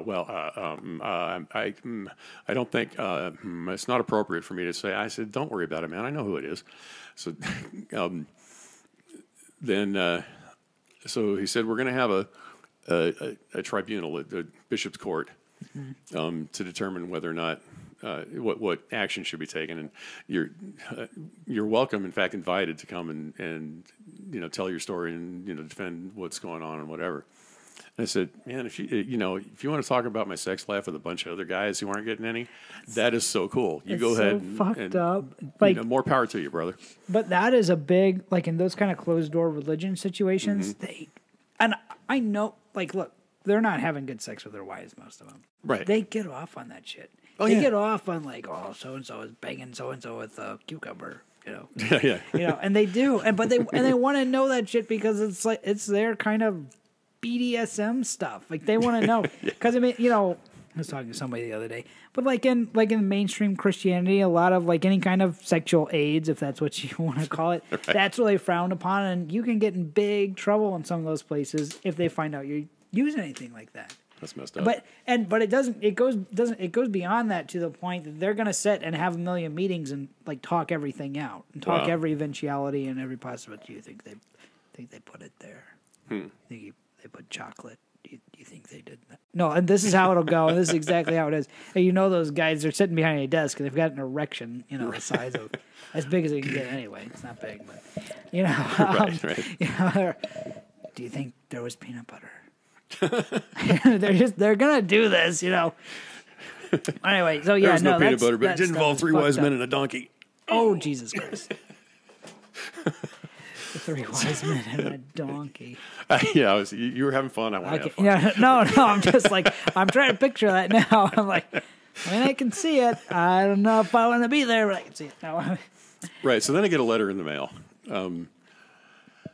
that basically reiterated what was going on, what went on in the phone call. So I wrote a letter back, blah, blah, blah, I hear transgressions, yada, yada, yada, and whatever. And I said, in it, I basically confessed to I'm not gonna name other names. Yes, I did whatever you think I did, and if you need to talk about it with some other people, go right ahead. And if this is what it takes to release me from the hell that is Mormonism, I'm for it. Yay. Kick me out, please. I've been asking for this for years now. Right. To have my name removed from the records of the church, but they wouldn't because I was still worthy. Right. But you haven't been living with your wife, or you were like... Oh, at the time of the indiscretion? Of you leaving. Of the transgression? Your ejection from the church. Oh, no, I wasn't living with my wife at that time. We weren't officially divorced yet, but you were separated. We were separated, okay. Yeah. So, Yeah, I mean, I didn't do anything while I was still at home because I was, that's not my deal. Right. But, Yeah. No. And I mean, I knew that. Like, so you were done the day you quit church. Like, your relationship with her was pretty much. I mean, it I'm was just over assuming, before it started, really. Well, I mean, yeah, to be honest, but, right. But I mean, but, as far as any like actual kind of like truth to each other and any kind of even apparent like because if that happened within our church, like the minute you are no longer going to the church actively, your relationship is over. Yeah, you're done. Yeah. Well, no, I mean, they still invited me to social events Right. and stuff like that, and they still, like asked me to come back and, what would it take to get you back into church? And, and I'd usually answer something Well, like, yeah, I don't know, they want your lobotomy. money. Right. Yeah. I mean, just maybe. It's That might multi-level do it. marketing. Yeah. They don't ever give up on you. They want you because back, as long as you're an active human being and you have an active income of any denomination, Right. you have value to them. Right. And for the first little while after I quit going, like she'd go over to church, and I'm sure people talk to her. Oh, where's Mike today? Where's Mike today? That is the worst. Or where's Brother Gerke? Actually, would be more accurate. So you did brother? Brother Gerke. Oh my yeah. God! Like yeah. everybody was brother. Oh, Brother Hardy, Brother Hardy. This is messed What an up. amazing sermon, Brother Hardy. And then like somebody outside of it hears someone call you that, they're like, yeah, it's just kind of weird. Yeah. I think that was one of the first things that started to me. Like I got to the point where I like couldn't carry titles like that, like Right. pastor and all that. And I just like got to the point I slowly like quit. I'm like, it just isn't like It's not working for me. it's not even like I get hey brother, bro, something like Yeah, that. yeah. But like all the titles, the titling, Right. and it was so important. I remember the first time someone called me a brother or something like that. Right. It's a big deal. Well, anyway, after that, I'd go back for the social events because Brother Gerke. I had a lot of I'd made quite a few friends and whatnot, and they would come up and a lot of people, like I can't tell you how many, but would come up and say stuff like they'd pull me aside and Brother Gerke, was it something I did? Oh yeah. Oh the we love you. Yeah, I'm so sorry. Was it something I did to offend you? I want to I'm like, know. And well, they want to know because it's freaking like that gossip is the hottest freaking. well, and the first time I kind of went, I don't know. wow, who that's you are. some kind of arrogance right there. Right, Like, yeah. To think that I would base my eternal salvation on you? Right. Like, Oh, and everybody. seriously, get over yourself. And They're all 1,000% about everyone. That's the big thing is even when you go, like if you admit it to yourself or not, you think you're a big deal. Right. And everybody else thinks they're as big of a deal. Right. Everyone's just like, I hold the eternity of this earth in my hands. I do. I don't know. I mean, I know that everyone knows that. I'm connected with the chief, man. You just got any questions, let me know. Talk to me. Right. And it's this attitude, and it's like basically, I bring them in, I slay them, and and then everyone who comes and goes is basically it's because of you, and you really believe that. Yeah, and it's disgusting. Anyway, I did want to say one thing as I was All right. talking to, I was talking to a dear friend. I won't say who this is. Okay. And they were talking to me about going to church, and I said, "Well, what are you going to do?" She had just been complaining about someone else close to her leading a double life because of church, but she wanted to go to church. I said, "Great. What are you going to say to them when they ask you where your family is?" Because it's the first thing. If someone walks into church, where's your family? Yeah. And let the shaming begin. Yep. And then sure. they shame you, like they get you. They make you ashamed. They make you ashamed of your family. They make you ashamed of the fact that your family's not there, and they leave a gaping wound for them to then they cut you open and then they sew you back up and they go, "Aren't you glad?" It's passive aggressive. It's psycho, but it's the is. guy who hurts someone and then goes, "I'm so sorry for that. Let me heal your wounds." And then they patch it. Look, remember when you were hurt? And instead of And I saved you, right? right, and I saved. Well, yeah, dude, you tried to cut my head You're off. the one that broke my leg. You did. You hurt me, but that's exactly how churches work. Yeah. They create a wound and they heal it, and they go, "Remember when we helped you? Remember when you were broke and you had no money, but don't remember that you gave all the money to the church, but we helped you when you didn't have anything." Right. Right. I mean, we exactly. took everything, but then when you didn't have anything, we were there for you. Remember? Well, I mean, sin is obviously a human construct. Like it's selling you an imaginary, or they're telling you have an imaginary disease, and then they sell you the imaginary cure. Exactly. Snake oil. Yeah, for sure. Do you sneeze? Do you never want to sneeze again? Drink this. Pretty much. It only looks like purple Kool-Aid, I promise. Oh, it's not. Right. So, yeah, I don't know where else you might want to go. I'm Okay. Well, I think it was interesting. I really learned a lot about Mormonism that I did not know. Mm-hmm. And That's good. I think we'll call that it for today. Okay. All right. Pop the microphone really good here, but we'll call that it for the day, and we will definitely come back and we'll have. Okay. We're gonna have to have a series. Okay. Well, no, I'm cool with that. That. We'll do some offline discussions on what to talk about, and then maybe, like open it up to broader topics. You know, Right. I mean, you mentioned earlier, talking about like the history of the authorship of the Bible. Yeah. Sure. That stuff's interesting. Yeah, it is. It is. It really is. It is. Well, thank you guys for joining us today. It has been a pleasure, Mike. It's been awesome, Andy. Thanks for being on the show, and we will see you guys next time right here on